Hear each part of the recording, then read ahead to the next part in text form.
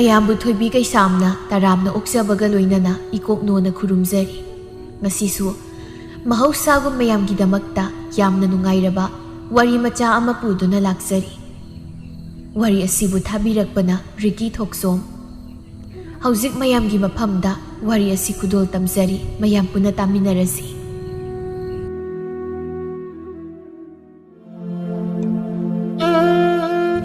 ꯑꯔꯪ ꯑꯔꯥꯛ ꯂꯟ ꯊꯨꯝꯒꯤ ꯍꯤꯗꯥꯟꯅꯕ ꯃꯇꯝ ꯑꯁꯤꯗ ꯅꯣꯡꯃꯒꯤ ꯁꯨꯔꯒ ꯆꯥꯔꯤꯕ ꯅꯪ ꯑꯩꯒꯤ ꯊꯃꯣꯏꯗꯁꯨ ꯍꯤꯗꯥꯟꯅꯕ ꯂꯝꯖꯦꯜ ꯑꯁꯤꯕꯨ ꯌꯧꯅꯤꯡꯕ ꯐꯥꯎꯔꯤꯕ꯭ꯔꯥ?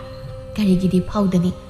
ꯊꯋꯥꯏ ꯄꯥꯟꯕ ꯃꯤꯑꯣꯏꯕ ꯑꯃ ꯑꯣꯏꯕꯅ ꯅꯨꯡꯉꯥꯏ ꯌꯥꯏꯐꯕ ꯃꯣꯟꯗꯨꯝ ꯃꯣꯟꯇꯦꯛ ꯃꯊꯛꯇ ꯍꯤꯞꯇꯨꯅ ꯂꯩꯕꯗꯨ ꯄꯥꯝꯂꯤꯕꯅꯤ꯫ ꯑꯗꯨꯕꯨ ꯃꯄꯣꯛꯁꯤꯃꯒꯤ ꯂꯥꯡꯕ ꯐꯪꯂꯔꯣꯏ ꯈꯟꯗꯨꯅ ꯑꯔꯩꯕ ꯈꯔꯁꯤꯗ ꯄꯦꯟꯊꯣꯛꯅ ꯅꯣꯛꯇꯨꯅ ꯍꯤꯡꯂꯤꯕꯅꯤ꯫ ꯂꯥꯏꯔꯕ ꯏꯃꯨꯡꯒꯤ ꯄꯥꯔꯤ ꯏꯃꯨꯡ ꯃꯈꯣꯏꯁꯨ ꯑꯍꯦꯟꯕ ꯃꯍꯥꯛꯄꯨ ꯊꯥꯗꯣꯛꯇꯨꯅ ꯄꯂꯦꯟ ꯄꯟꯊꯧꯒꯤ ꯇꯦꯡꯕꯥꯡꯁꯟ ꯂꯧꯔꯥꯡ ꯁꯨꯕꯕꯨ ꯆꯠꯂꯤꯗꯣ꯫ ꯀꯌꯥꯗ ꯅꯨꯡꯁꯤꯈ꯭ꯔꯕ ꯃꯄꯣꯛꯁꯤꯃꯒꯤ ꯀꯣꯛꯂꯔꯣꯏꯗꯕ ꯂꯥꯏꯔꯕ ꯍꯥꯏꯕ ꯃꯤꯡꯊꯣꯜ ꯑꯁꯤ꯫ ꯑꯌꯨꯛ ꯑꯉꯟꯕꯒꯤ ꯃꯇꯝꯅꯤ, ꯏꯪꯅ ꯆꯤꯛꯅ ꯄꯥꯟꯕ ꯄꯤꯛꯇꯛꯅ ꯂꯩꯔꯤꯕ ꯈꯨꯡꯒꯪ ꯃꯆꯥ ꯑꯗꯨꯒꯤ ꯁꯤꯗꯥꯏꯗ ꯁꯛꯇ ꯁꯨꯗ ꯋꯥꯠꯇꯕꯤ ꯏꯪꯇꯞꯄꯤ ꯆꯝꯖꯕꯤ ꯇꯈꯦꯜꯂꯩꯗꯣ ꯃꯃꯥ ꯂꯥꯏꯔꯕꯤ ꯂꯨꯈ꯭ꯔꯥꯕꯤꯗꯨꯒꯤ ꯂꯧꯕꯨꯛ ꯆꯠꯄ ꯅꯪꯅꯕ ꯆꯥꯛ ꯊꯣꯡꯂꯤ꯫ ꯁꯤꯡꯗꯨꯁꯨ ꯆꯥꯛꯇꯕꯒꯤ ꯃꯩꯈꯨꯅ ꯆꯥꯛꯁꯪ ꯃꯆꯥꯗꯨꯁꯨ ꯄꯨꯡꯃꯝ ꯍꯦꯛ ꯃꯝꯃꯤ꯫ ꯍꯩ ꯕꯦꯝꯃꯥ, ꯀꯔꯤꯅꯣ ꯅꯪꯒꯤ ꯆꯥꯛꯁꯤꯕꯨ ꯊꯣꯡꯂꯤꯔꯣ ꯅꯠꯇ꯭ꯔꯒ ꯃꯩꯈꯨ ꯑꯣꯝꯂꯤꯕ꯭ꯔꯣ? ꯑꯁ ꯏꯃꯥ, ꯏꯁꯤꯡꯁꯦ ꯉꯔꯥꯡ ꯐꯧꯗꯣꯛꯍꯧꯗ꯭ꯔꯦ, ꯅꯣꯡ ꯃꯪꯕꯗꯨꯗ ꯑꯩꯗꯤ ꯇꯥꯔꯛꯇꯧꯕꯣꯏ ꯅꯤꯡꯉꯨꯔꯦꯕ꯫ ꯅꯣꯡꯁꯤꯁꯨꯅꯦ ꯑꯣꯟꯊꯣꯛꯅ ꯆꯒꯠꯅꯕ ꯍꯥꯏꯗꯨꯅꯤ, ꯇꯥꯔꯛꯀꯗ꯭ꯔꯥ ꯈꯜꯂꯒ ꯍꯦꯛꯇ ꯇꯥꯔꯛꯇꯦ, ꯇꯥꯔꯛꯑꯣꯏꯗ꯭ꯔꯥ ꯍꯥꯏꯗꯅꯅꯦ ꯊꯕꯛ ꯆꯠꯊꯣꯛꯂꯒꯅ ꯖꯝ ꯖꯝ ꯍꯦꯛꯇ ꯇꯥꯔꯛꯀꯅꯤ꯫ ꯏꯃꯥꯅꯦ ꯁꯤꯡ ꯑꯀꯪꯕ ꯈꯥꯏꯗꯕ ꯈꯔ ꯂꯩꯕꯗꯣ ꯏꯃꯥ ꯈꯥꯏꯗꯣꯔꯛꯀꯦ꯫ ꯏꯃꯥ, ꯁꯤꯡꯗꯣ ꯑꯩ ꯑꯣꯏꯅ ꯈꯥꯏꯒꯦ, ꯂꯧꯕꯨꯛꯇꯁꯨ ꯆꯠꯇꯣꯏꯅꯤꯅ ꯈ꯭ꯋꯥꯡꯒꯤꯅ ꯅꯥꯔꯅꯤꯕ, ꯁꯤꯡꯗꯣ ꯁꯠꯇꯣꯛꯄꯤꯔꯝꯃꯨ꯫ ꯑꯁꯤ ꯍꯥꯏꯔꯒ ꯇꯈꯦꯜꯂꯩ ꯆꯥꯛꯁꯪꯗꯒꯤ ꯊꯣꯛꯈ꯭ꯔꯦ꯫ ꯌꯦꯅꯈꯥꯗ ꯂꯩꯔꯤꯕ ꯁꯤꯡꯖꯪ ꯃꯆꯥꯗꯣ ꯄꯥꯏꯔꯒ ꯎꯀꯛ ꯑꯃꯅꯤ ꯂꯩꯔꯤꯕꯗꯨ ꯈꯥꯏꯊꯔꯛꯏ꯫ ꯊꯣꯡꯒꯥꯜꯗꯒꯤ ꯀꯨꯁꯨꯝ ꯃꯈꯨꯠ ꯍꯋꯥꯏꯖꯥꯔ ꯃꯌꯨꯝ ꯑꯃ ꯄꯥꯏꯗꯨꯅ ꯆꯪꯂꯛꯏ꯫ ꯇꯈꯦꯜꯂꯩꯅ ꯁꯤꯡ ꯈꯥꯔꯤꯕꯗꯨ ꯎꯔꯗꯨꯅ ꯃꯅꯥꯛꯇ ꯄꯔꯣꯞ ꯆꯦꯟꯁꯤꯜꯂꯛꯂꯒ ꯐꯝꯊꯔꯛꯏ꯫ ꯏꯁ, ꯀꯩ ꯅꯨꯃꯤꯠꯅꯣ ꯉꯁꯤꯗꯤ ꯁꯤꯡꯒ ꯈꯥꯏꯔ ꯂꯩꯔꯝꯃꯤꯁꯤꯕꯣ? ꯀꯩꯅꯣ ꯅꯣꯏ ꯆꯥꯛꯈꯨꯝꯁꯤꯅ ꯃꯩꯈꯨ ꯉꯥꯛꯇ ꯄꯥꯏꯊꯣꯔꯛꯏꯁꯤꯅ? ꯁꯤꯡ ꯆꯥꯛꯇꯕꯒꯤꯅꯤ, ꯅꯣꯡ ꯆꯨꯗꯧ ꯃꯥꯜꯂꯦꯅ ꯁꯤꯡ ꯐꯧꯗꯣꯛꯇ꯭ꯔꯦ, ꯑꯗꯨꯅ ꯂꯣꯏ ꯆꯣꯠꯂꯤ꯫ ꯆꯥꯛ ꯊꯣꯡꯕꯒ ꯌꯥꯗ꯭ꯔꯦ ꯕꯦꯝꯃ, ꯑꯗꯨꯅ ꯑꯀꯪꯕꯁꯦ ꯑꯃꯨꯛ ꯈꯥꯏꯔꯤꯁꯤꯅꯤ꯫ ꯅꯣꯡꯁꯤꯁꯨ ꯑꯉꯥꯡ ꯃꯕꯨꯛ ꯅꯨꯡꯉꯥꯏꯇꯕꯒꯤ ꯃꯊꯤ ꯄꯦꯠ ꯄꯦꯠ ꯍꯥꯏꯕꯗꯧꯅ ꯍꯦꯛ ꯇꯧꯔꯗꯅ ꯐꯨꯕꯒ ꯌꯥꯕ ꯑꯣꯏꯔꯗꯤꯕ ꯆꯤꯡꯊꯔꯒ ꯐꯨꯗꯦꯛ ꯇꯧꯅꯤ꯫ ꯅꯠꯇꯦ ꯅꯪꯕꯨ ꯀꯗꯥꯏ ꯆꯠꯇꯧꯔꯤꯅꯣ? ꯑꯌꯨꯛꯁꯤꯗ ꯆꯦꯛꯂꯥ ꯁꯥꯗꯅ ꯀꯗꯥꯏꯗꯕꯨ ꯄꯥꯏꯔꯨꯏꯅꯣꯕ?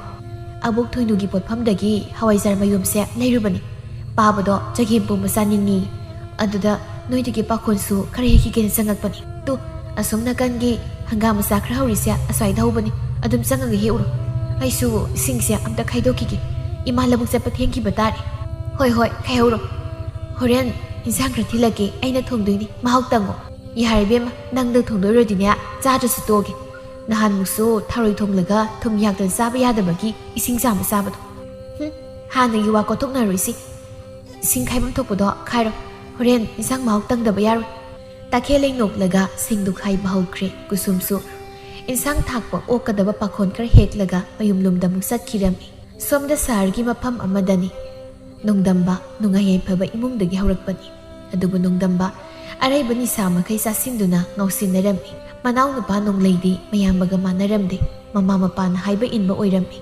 ꯅꯣꯡꯗꯝꯕ ꯃꯥꯒꯤ ꯀꯥꯗꯒꯤ ꯊꯣꯛꯂꯛꯏ꯫ ꯃꯌꯥꯏ ꯀꯥꯗꯨꯗ ꯅꯣꯡꯂꯩ ꯑꯃꯗꯤ ꯃꯃꯥ ꯃꯄꯥꯒ ꯐꯝꯗꯨ ꯂꯩꯔꯝꯃꯤ꯫ ꯅꯣꯡꯂꯩꯅ, ꯇꯥꯆꯧ, ꯀꯩꯅꯣ ꯁꯤꯒꯤꯁꯦ ꯕꯥꯡꯁꯤ ꯌꯦꯡꯉꯨꯅꯦ, ꯑꯩꯅ ꯃꯍꯩ ꯂꯣꯏꯁꯪꯒꯤ ꯃꯀꯣꯛ ꯇꯥꯔꯛꯄꯒꯤꯅꯤ, ꯉꯁꯥꯏꯒꯤ ꯇꯥꯆꯧ ꯀꯥꯗꯒꯤ ꯊꯣꯛꯂꯛꯄ ꯉꯥꯏꯔꯤꯅꯤ, ꯑꯗꯣ ꯉꯁꯤꯗꯤ ꯏꯟꯁꯥꯡ ꯍꯥꯎꯕ ꯑꯃ ꯆꯥꯁꯤ꯫ ꯅꯍꯥꯟꯈꯩ ꯇꯥꯆꯧꯒ ꯆꯥꯛ ꯆꯥꯃꯤꯟꯅꯕꯁꯨ ꯐꯪꯗꯦ, ꯑꯗꯨꯅ ꯉꯁꯤꯗꯤ ꯄꯨꯟꯅ ꯑꯝꯇ ꯆꯥꯃꯤꯟꯅꯁꯤ꯫ ꯅꯪꯒꯤ ꯅꯨꯡꯉꯥꯏꯕ ꯃꯤꯀꯨꯞꯁꯤꯗ ꯑꯩ ꯌꯥꯎꯕꯒꯤ ꯃꯊꯧ ꯇꯥꯒꯦ, ꯃꯥꯟꯅꯕ ꯅꯣꯏ ꯃꯁꯦꯟ ꯑꯗꯨꯝ ꯅꯨꯡꯉꯥꯏ ꯐꯣꯡꯗꯣꯛ, ꯑꯩ ꯍꯧꯔꯛꯀꯅꯨ꯫ ꯍꯥꯏ ꯑꯆꯧꯕ, ꯅꯅꯥꯎ ꯅꯨꯄꯥꯁꯤꯅ ꯉꯁꯤ ꯅꯣꯡꯃꯈꯛ ꯍꯥꯏꯖꯕꯁꯤꯗ ꯌꯥꯗ꯭ꯔꯤꯗꯣ ꯀꯔꯤꯒꯤꯅꯣ ꯍꯥ? ꯉꯥꯏꯍꯥꯛ ꯂꯩꯔꯕꯗꯤ ꯅꯃꯥꯟꯅꯕꯁꯤꯡꯅꯦꯗꯅ ꯑꯣꯛꯇꯕ ꯃꯥꯟꯕ ꯈꯔ ꯂꯥꯛꯑꯒ ꯆꯠꯈ꯭ꯔꯅꯤ, ꯍꯣꯔꯦꯟ ꯑꯍꯤꯡꯋꯥꯏꯗ ꯑꯃꯨꯛ ꯍꯟꯖꯤꯜꯂꯛꯀꯗꯧꯔꯤꯕ꯫ ꯃꯗꯨꯗ ꯏꯃꯥꯅ ꯑꯃꯨꯛ ꯌꯦꯡꯁꯤꯜꯂꯛꯄꯩ ꯀꯩ ꯃꯊꯧ ꯇꯥꯒꯦ? ꯑꯩꯅ ꯉꯥꯎꯅꯤꯡꯉꯤ ꯉꯥꯎꯅꯤ, ꯂꯥꯡꯅꯤꯡꯉꯤ ꯂꯥꯡꯅꯤ, ꯑꯩꯅ ꯉꯥꯎꯕꯗ ꯅꯣꯏ ꯌꯥꯎꯗꯦ, ꯑꯗꯨꯅ ꯀꯔꯤꯝ ꯉꯥꯡꯒꯅꯨ꯫ ꯍꯩ, ꯀꯔꯤꯅꯣ ꯅꯪꯅ ꯉꯥꯡꯉꯤꯗꯣ ꯍꯥ? ꯅꯄꯥ ꯑꯌꯦꯝꯕ ꯏꯆꯥꯎ ꯆꯥꯎ ꯂꯩꯔꯤꯕꯁꯤ ꯀꯔꯤꯁꯨ ꯊꯧꯑꯣꯏꯗꯕꯒꯤ ꯋꯥꯔꯣ? ꯇꯧꯅꯨ ꯇꯧꯅꯨ, ꯅꯍꯥꯟ ꯃꯈꯩ ꯌꯦꯡꯒꯦꯅ ꯁꯨꯝ ꯌꯦꯡꯕꯅꯤ, ꯅꯪꯅ ꯆꯠꯂꯤꯕꯤ ꯆꯠꯁꯠ ꯑꯁꯦ ꯂꯩꯀꯥꯏ ꯃꯥꯡꯗꯤ ꯏꯀꯥꯏꯀꯣ꯫ ꯄꯥꯕ, ꯍꯧꯖꯤꯛ ꯈꯛꯇꯪ ꯏꯀꯥꯏꯕ ꯐꯥꯎꯔꯛꯄ꯭ꯔꯣ? ꯅꯍꯥꯟꯈꯩ ꯑꯩꯅ ꯉꯥꯎꯁꯤꯟꯅꯗ꯭ꯔꯤꯉꯩ ꯃꯇꯝꯗꯗꯤ ꯀꯔꯤꯁꯨ ꯊꯧꯑꯣꯏꯗꯅ ꯏꯊꯟꯗ ꯏꯟꯊꯣꯛꯂꯒ ꯊꯝꯕ ꯅꯠꯇ꯭ꯔꯣ? ꯅꯣꯡꯂꯩ ꯏꯕꯥꯅꯤꯅ ꯆꯞ ꯃꯥꯟꯅꯅ ꯊꯕꯛ ꯑꯃ ꯇꯧꯔꯛꯄꯗ ꯑꯩꯕꯨꯅ ꯏꯟꯊꯣꯛꯂꯒ ꯊꯝꯕ, ꯑꯗꯨꯒ ꯃꯉꯣꯟꯗ ꯂꯣꯏ ꯑꯣꯟꯁꯤꯜꯂꯒ ꯃꯤꯅꯨꯡꯁꯤ ꯎꯠꯈꯤꯕꯅꯤ꯫ ꯏꯃꯨꯡꯁꯤꯗ ꯑꯩꯒꯤꯅ ꯍꯥꯏꯕ ꯃꯐꯝ ꯀꯔꯤꯁꯨ ꯂꯩꯇꯦ ꯍꯥꯏꯕ ꯑꯩꯁꯨ ꯈꯪꯉꯤ, ꯃꯃꯥꯗꯣ ꯈꯪꯁꯥꯎ ꯁꯥꯎꯒꯠꯂꯛꯏ꯫ ꯍꯦ ꯀꯩꯅꯣ ꯅꯪꯅ ꯉꯥꯡꯉꯤꯗꯣ? ꯑꯩꯅ ꯅꯅꯥꯎ ꯅꯨꯄꯥꯁꯤꯗ ꯑꯉꯥꯡꯅꯦ ꯂꯨꯅ ꯇꯧꯕꯁꯦ ꯀꯌꯥꯃꯨꯛ ꯌꯥꯝꯅ ꯀꯥꯏꯔꯒꯦ ꯍꯥ? ꯅꯪꯅ ꯑꯍꯜꯅꯦ ꯈꯔꯁꯨ ꯄꯦꯟꯊꯣꯛꯅ ꯀꯠꯊꯣꯛꯄ ꯇꯝꯒꯗꯕꯅꯦ꯫ ꯏꯁ ꯑꯗꯨꯗꯤ ꯅꯠꯇꯦ ꯃꯁꯤꯗꯩꯁꯤꯗ ꯁꯥꯎꯔꯤꯅꯦꯅ ꯂꯝꯁꯥ ꯁꯥꯗꯅ ꯆꯠꯇꯅ ꯂꯩꯔꯤꯕ꯫ ꯅꯣꯡꯂꯩꯅ ꯏꯃꯥ ꯌꯥꯔꯦ ꯇꯣꯛꯑꯣꯕ ꯇꯥꯆꯧ ꯅꯪ ꯋꯥ ꯉꯥꯡꯒꯅꯨ꯫ ꯅꯣꯡꯗꯝꯕꯗꯣ ꯁꯥꯎꯅ ꯊꯣꯛꯈ꯭ꯔꯦ꯫ ꯅꯣꯡꯂꯩ ꯃꯌꯥꯝꯕꯗ ꯅꯨꯡꯉꯥꯏꯇꯅ ꯌꯦꯡꯗꯨꯅ ꯂꯩꯍꯧꯏ꯫ ꯏꯆꯥꯁꯤꯗꯤ ꯀꯩꯗꯧꯖꯔꯨꯅꯦꯒꯦ? ꯃꯥ ꯌꯥꯎꯗ꯭ꯔꯁꯨ ꯑꯩꯈꯣꯏ ꯈꯛ ꯆꯥꯊꯣꯛꯑ ꯂꯣꯏꯔꯦ꯫ ꯃꯄꯥ ꯉꯥ ꯂꯩꯕꯤꯔꯨꯔꯣ, ꯏꯆꯥ ꯇꯣꯝꯕꯁꯦ ꯉꯥ ꯊꯣꯡꯂꯒ ꯍꯥꯎꯅ ꯄꯤꯖꯁꯤ꯫ ꯍꯣꯏ ꯀꯩꯊꯦꯜꯗꯒꯤ ꯉꯥ ꯑꯆꯧꯕ ꯑꯃ ꯂꯩꯔꯒꯦ꯫ ꯇꯣꯝꯕ ꯅꯪꯒꯤ ꯀꯔꯤ ꯂꯩꯔꯣ ꯍꯥꯏꯕꯅꯣ? ꯀꯩꯝ ꯂꯩꯗ꯭ꯔꯁꯨ ꯌꯥꯔꯅꯤ꯫ ꯍꯣꯔꯦꯟ ꯇꯥꯆꯧꯒ ꯆꯥꯃꯤꯟꯅꯅꯕ ꯀꯩ-ꯀꯩꯅꯣ ꯈꯔ ꯂꯩꯕꯤꯔꯣ꯫ ꯀꯩꯒꯤ ꯇꯥꯆꯧꯅꯣ? ꯃꯥꯗꯤ ꯍꯣꯔꯦꯟ ꯑꯍꯤꯡꯗ ꯍꯜꯂꯛꯀꯗꯧꯗꯣ꯫ ꯃꯄꯥ ꯅꯆꯥꯅꯨꯄꯥꯒꯤ ꯆꯥꯅꯕ ꯈꯔꯁꯨ ꯍꯩ ꯔꯥ ꯈꯔꯁꯨ ꯌꯥꯎꯕꯤꯔꯛꯑꯣꯕ꯫ ꯈꯔ ꯊꯨꯅ ꯆꯠꯄꯤꯔꯣ, ꯃꯇꯝꯁꯤ ꯊꯦꯡꯖꯤꯟꯈ꯭ꯔꯅꯤꯌꯦ꯫ ꯃꯄꯥꯁꯨ ꯍꯣꯏ ꯍꯥꯏꯔꯒ ꯊꯣꯡꯒꯥꯜꯂꯣꯝꯗ ꯊꯣꯛꯈ꯭ꯔꯦ꯫ ꯃꯃꯥꯁꯨ ꯅꯣꯛꯇꯨꯅ ꯆꯥꯛꯈꯨꯝꯗ ꯆꯪꯈꯤ꯫ ꯅꯣꯡꯂꯩ ꯃꯊ꯭ꯋꯥꯏ ꯅꯨꯡꯉꯥꯏꯇꯅ ꯇꯨꯃꯤꯟꯅ ꯐꯝꯗꯨꯅ ꯂꯩ꯫ ꯀꯩꯅꯣ ꯏꯃꯥꯒ ꯄꯥꯕꯒꯅ ꯇꯥꯆꯧꯁꯦ ꯃꯤꯇꯣꯞ ꯇꯧꯅꯤꯡꯊꯣꯏꯁꯤꯕꯣ? ꯇꯥꯆꯧꯅ ꯁꯤꯌꯧꯅ ꯐꯠꯂꯛꯇꯕꯁꯤꯁꯨ ꯏꯃꯥꯅ ꯑꯅꯝꯕꯅꯦ꯫ ꯄꯨꯝꯅꯃꯛꯁꯦ ꯑꯩꯅ ꯂꯣꯏꯅ ꯈꯪꯂꯁꯨ ꯃꯈꯣꯏꯒꯤ ꯃꯊꯛꯇ ꯑꯩꯅ ꯋꯥ ꯉꯥꯡꯕ ꯉꯝꯗ꯭ꯔꯤꯁꯤꯅ ꯀꯔꯤꯒꯤ? ꯇꯥꯆꯧꯅ ꯑꯩꯕꯨ ꯌꯥꯝ ꯋꯥꯔꯧꯔꯝꯒꯗ꯭ꯔꯥ? ꯇꯥꯆꯧ ꯅꯪ ꯐꯠꯇꯕ ꯃꯤꯗꯤ ꯑꯣꯏꯈꯤꯅꯣ꯫ ꯅꯣꯡꯃꯗꯤ ꯇꯥꯆꯧꯒꯤ ꯃꯤꯆꯪꯗ ꯑꯩꯅ ꯁꯣꯏꯗꯅ ꯋꯥ ꯉꯥꯡꯈꯤꯅꯤ꯫ ꯅꯪ ꯂꯥꯟꯗꯦ ꯇꯥꯆꯧ, ꯅꯪ ꯂꯥꯟꯈꯤꯗꯦ꯫ ꯅꯨꯃꯤꯗꯥꯡ ꯑꯍꯤꯡꯒꯤ ꯃꯇꯝ ꯑꯣꯏꯁꯤꯜꯂꯛꯂꯦ꯫ ꯅꯣꯡꯂꯩꯗꯤ ꯃꯪꯒꯣꯜꯗ ꯐꯝꯂꯒ ꯃꯌꯥꯝꯕꯕꯨ ꯂꯥꯛꯄ ꯉꯥꯏꯖꯔꯤ꯫ ꯃꯃꯥ ꯃꯄꯥꯗꯤ ꯇꯨꯝꯈ꯭ꯔꯦ꯫ ꯊꯣꯡꯒꯥꯜꯗꯒꯤ ꯅꯣꯡꯗꯝꯕ ꯌꯨ ꯉꯥꯎꯔꯒ ꯃꯁꯥꯗꯣ ꯍꯥꯏ ꯍꯥꯏꯗꯅ ꯆꯪꯂꯛꯏ꯫ ꯅꯣꯡꯂꯩ ꯃꯌꯥꯝꯕꯒꯤ ꯃꯅꯥꯛꯇ ꯆꯦꯟꯁꯤꯜꯂꯛꯂꯒ ꯃꯁꯥꯗꯣ ꯉꯥꯛꯄꯤ꯫ ꯇꯥꯆꯧ ꯇꯞꯅ ꯆꯠꯁꯤꯁꯦ꯫ ꯄꯥꯏꯔꯛꯀꯅꯨ, ꯏꯊꯟꯗ ꯆꯠꯄ ꯉꯝꯃꯤ꯫ ꯄꯥꯏꯔꯛꯀꯅꯨ ꯍꯥꯏꯒ꯫ ꯇꯥꯆꯧ ꯅꯊꯟꯗ ꯀꯃꯥꯏꯅ ꯆꯠꯇꯣꯏꯅꯣ? ꯏꯃꯨꯡ ꯐꯥꯎ ꯁꯨꯃꯥꯏ ꯆꯪꯉꯗꯤ ꯅꯁꯥꯗꯣ ꯃꯊꯣꯡ ꯑꯝꯇ ꯈꯪꯂꯔꯣꯏ꯫ ꯏꯊꯟꯗ ꯆꯠꯄ ꯉꯝꯃꯤ ꯍꯥꯏꯒ ꯁꯨꯃꯥꯏꯉꯣꯟꯗ ꯁꯝꯃꯤꯁꯤ ꯀꯩꯅꯣ? ꯑꯩꯗꯤ ꯉꯥꯎꯁꯤꯟꯅꯕ ꯃꯆꯥꯅꯤ, ꯑꯩꯒꯤ ꯊꯣꯛꯄ ꯑꯗꯨꯝ ꯇꯧꯖꯅꯤ꯫ ꯃꯌꯥꯝꯕꯅ ꯉꯥꯡꯕ ꯋꯥꯒꯗꯣ ꯇꯥꯁꯤꯟꯗꯦ꯫ ꯃꯌꯥꯝꯕꯒꯤ ꯀꯥ ꯇꯝꯅ ꯆꯤꯡꯗꯨꯅ ꯄꯨꯔꯛꯏ꯫ ꯐꯃꯨꯡꯗꯨꯗ ꯍꯤꯞꯍꯜꯂꯒ ꯅꯣꯡꯂꯩ ꯃꯌꯥꯝꯕꯗ ꯃꯨꯟꯅ ꯌꯦꯡꯉꯤ꯫ ꯇꯥꯆꯧ ꯅꯪꯅ ꯁꯨꯃꯥꯏ ꯁꯨꯝ ꯇꯧ ꯂꯩꯔꯗꯤ ꯀꯃꯥꯏꯅ ꯇꯧꯗꯣꯏꯅꯣ? ꯏꯃꯥ ꯄꯥꯕꯅ ꯇꯥꯆꯧꯗ ꯊꯤꯅ ꯉꯥꯡꯉꯁꯨ ꯑꯩꯅꯗꯤ ꯇꯥꯆꯧꯁꯦ ꯑꯩꯒꯤ ꯃꯇꯤꯛ ꯆꯥꯕ ꯏꯌꯥꯝꯕꯅꯦꯅ ꯈꯜꯂꯤ꯫ ꯇꯥꯆꯧꯒꯤ ꯄꯦꯟꯗꯕ ꯃꯌꯥꯝ ꯂꯩꯔꯤꯕꯗꯣ ꯑꯩꯁꯨ ꯈꯪꯗꯕ ꯅꯠꯇꯦ꯫ ꯑꯗꯨꯕꯨ ꯑꯩ ꯇꯥꯆꯧꯒꯤ ꯃꯤꯆꯪꯗ ꯋꯥ ꯉꯥꯡꯉꯛꯈꯤꯅꯤ, ꯑꯗꯨꯐꯥꯎ ꯉꯥꯏꯕ ꯉꯝꯂꯣꯏꯗ꯭ꯔꯥ?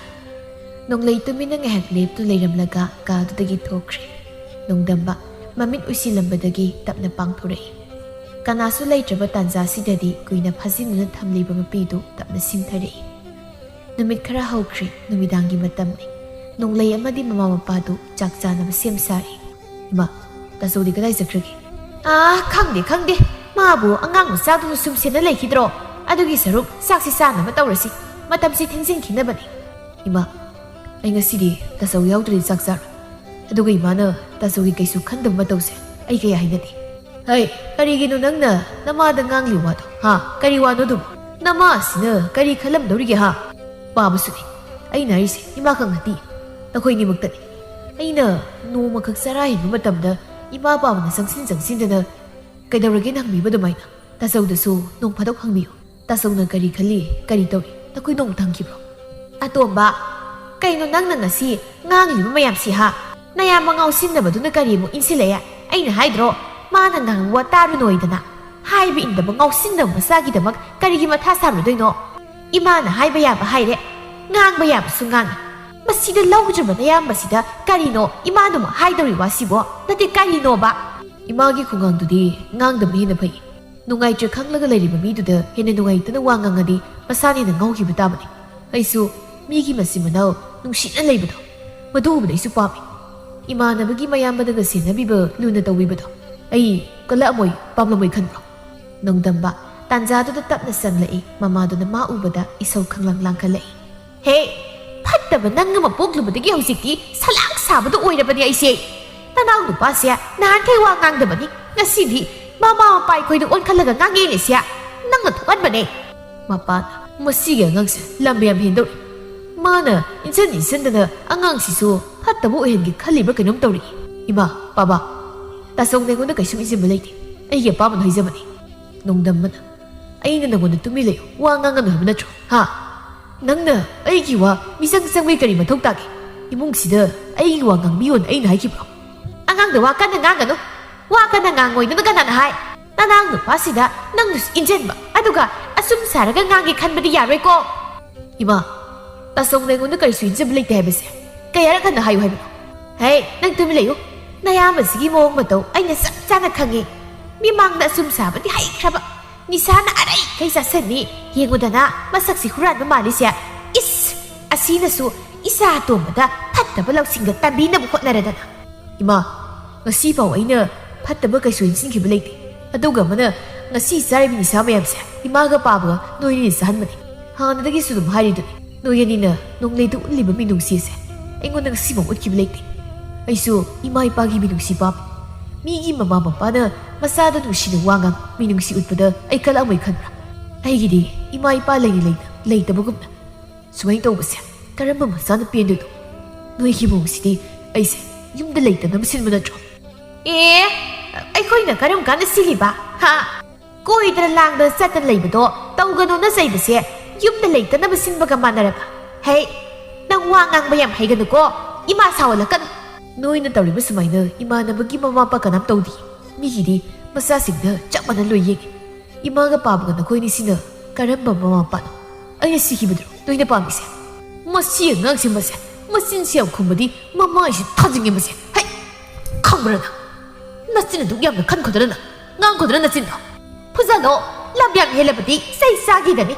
Nung damba asawa da pazin mangamlagtre, mamampa na tawriba mawong sida, ilagtaba na sumhinjilay. Mamado na sensilaglaga, masambu puwaybawo, kupak na butabawo tawri. Nung lady, mamabu kamdoi. Mapaso sang silagto na, puzin bayaw silay. Nung damba, dumina sumlayrambadagi, mamado lakto na intoi. Nung layga mamagado, sabugan na ilagpado na tusili. Mapado, mado ubada, amukasu kupakto na tasilay. Aniraghan na tarakpaduda, nung daba na makuttak pare. Masing pataw mayambagi mataw kang mana nung laypok hawgalaga, mapado kutado na makamzare. Taso, apok po na sada mo. Kaya na matamba. Nasay na maglaga. Lekha taraga harawli ba na ibo. Mamamapani hay ka daw ribra. Asi haraga, mapagi makuto, prang kantoy. Kaya ang kuya, miyamang dise. Kausin na ba, isasabang oktob o nalay ko ay mo. Ay siya pa masaw ay damdam. Ay siya na sumay daw ribra. Taso, sawal ka na. Salo na siya, ay ngunit tinggal ka na. Manaw no pado into eh. Mamado po kagwalaga, makut umasaw tawag sensilay. Hey! Warak taba basa! Pii ka na ginagbu! Silting agad hanglay ba siya? Nama na pada sumnatong nabra! Ha! Nang nga sinagi, yung silay biyak! Pataw masadi, yung dalay biyak! Sakra sa lo! Noy na lahinig na yung sida, nga sinagi ikunggul taroy. Nga sinagi, ay imay pa secret na lawragin. Noy siyo, ay ningsingal ka no. Nung damba ping nasat bahawi, nung linasin silaglaga, makuto paray.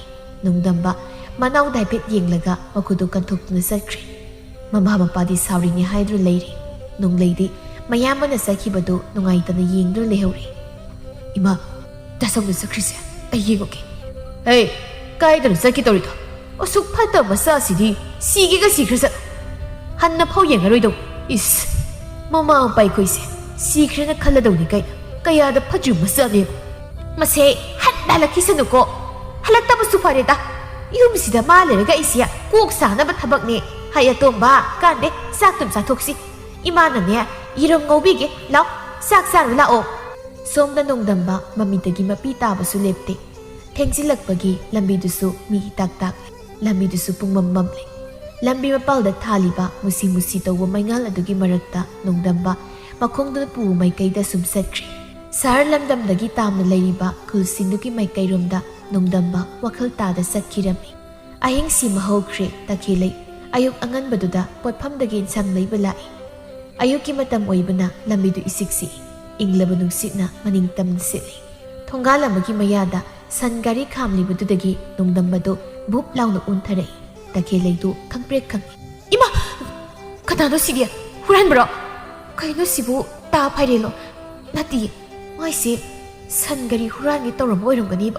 Khang ni. O tapay rin! Noy tungal da, huran ba malay re, nao! San gari huran noy tawre, sa sin tawro ba? Nung damba ingaw-ngaw na hawgalay, takilay na law mo duda, siyan masu tawte. Muna ying dunalay. Pairin so, mayum nagiping na siyan turay. Wahang pawang gatawte, nung damba ki mamayda, kinazop law ni titin sili. Nang na, ay ngisan gari, haratong buman ba makaknay sabasi, 후루하게 덜시 개긴 하. 고모, 나 진짜 고모. 까나이 마사랑 낭. 쿨시기 마사 수마네. 당나바 쿨기 수마네. 시리바 비주얼도 가르디 아토빠 레박다기 코이블 라고 말리네. 아이유 왕강버기 마tam pidana nathanda nganglei haibro mong hada taplapna nganglakliba khonjelduda phairendu khoktak sana tumina lei takelei su phairen gi manakta sangsilaga nongdambada muna yengi ai huran basunate nangi sangari sisu huran gi tawmunate nakhoi khulsi gi masa sunate ai sardagi yumdagi khanaraga lakpada waman badagi nangi sangari sida pothabada sum tumthakre sileramtradi ai ngarang tumpham su leiram marup haigatra nangi sangari se thonggal da thambiram bagi yam thagachari takile sidi huran basunatana mi yumdagi khanaraga lakpada waman bagi sumna sum pothajabani haisidi aidi huran mamalure sawyade ai soikre ko saudida huran makra marang kai basumade atu doira basu yaida aigoda huran mane khalamido adudi ai su huran mana trabani chalage nangna law khong tawbada kinama pizari yam dungai as ikai nongdambado haipet chat pahawi pharina tungda tanaraklaga khamnai itaw haigadra kaino kadomda nu sapi doidu lan de khanuko asomda khangnaba mari mataga leibro leideda khongsna thang mai kaida dum sakra ke ningri adugi khongna thang mai kaido sidagi khra salaga khulloi lambisu ta dramani pat asobudu lalaga singkaro dawda ngai adusu sa kai gi masinja oi nongdamba wade ngang da tumina lei lana dilau aisu ima gi bani khak leibani yumdagi khana bai base aphanu ngai badi oiram itauna tandragadi aikoi da leisebu amuk singnaga tro jingnade aigidi leibuk yam phabani aigi ming nongdamba aigi na phai tu asigi sina laikai gi sel takhele kawani ngasai diki tawpham khangda lepliba takhele tu haipet yenglai nongdamba maithongna sawbagi mami su utta nokningma su pokta munna yenglai karina pa tu siwa noksu nokti sausu sauti angawbra kaina khongpote ta phairen ai mu chalage imana isang leirakte na ngaira mani ba ta nongdamba na hekta kaurage amuka su soikri sawyade asi haraga takhelei phat onthoklaga hotana senkri numit sidagi nongdamba su phairen hoide leikhirami chayul ama hokri phairen ki mama do labuk chanaba mangul kasin amada loisili nongdamba ingkhol lebak tawdru leiri phairen su imungdagi thoklai ima chakloi sakra sar ka sak ngarang su sadan sakhi aduga hek halakpaga saklai haurina tharo maro hekta oli wani ai tumi leyu chalamdai da sak lamak tabudu bu ainaro kai digi halakpadadi sak lam heman khidana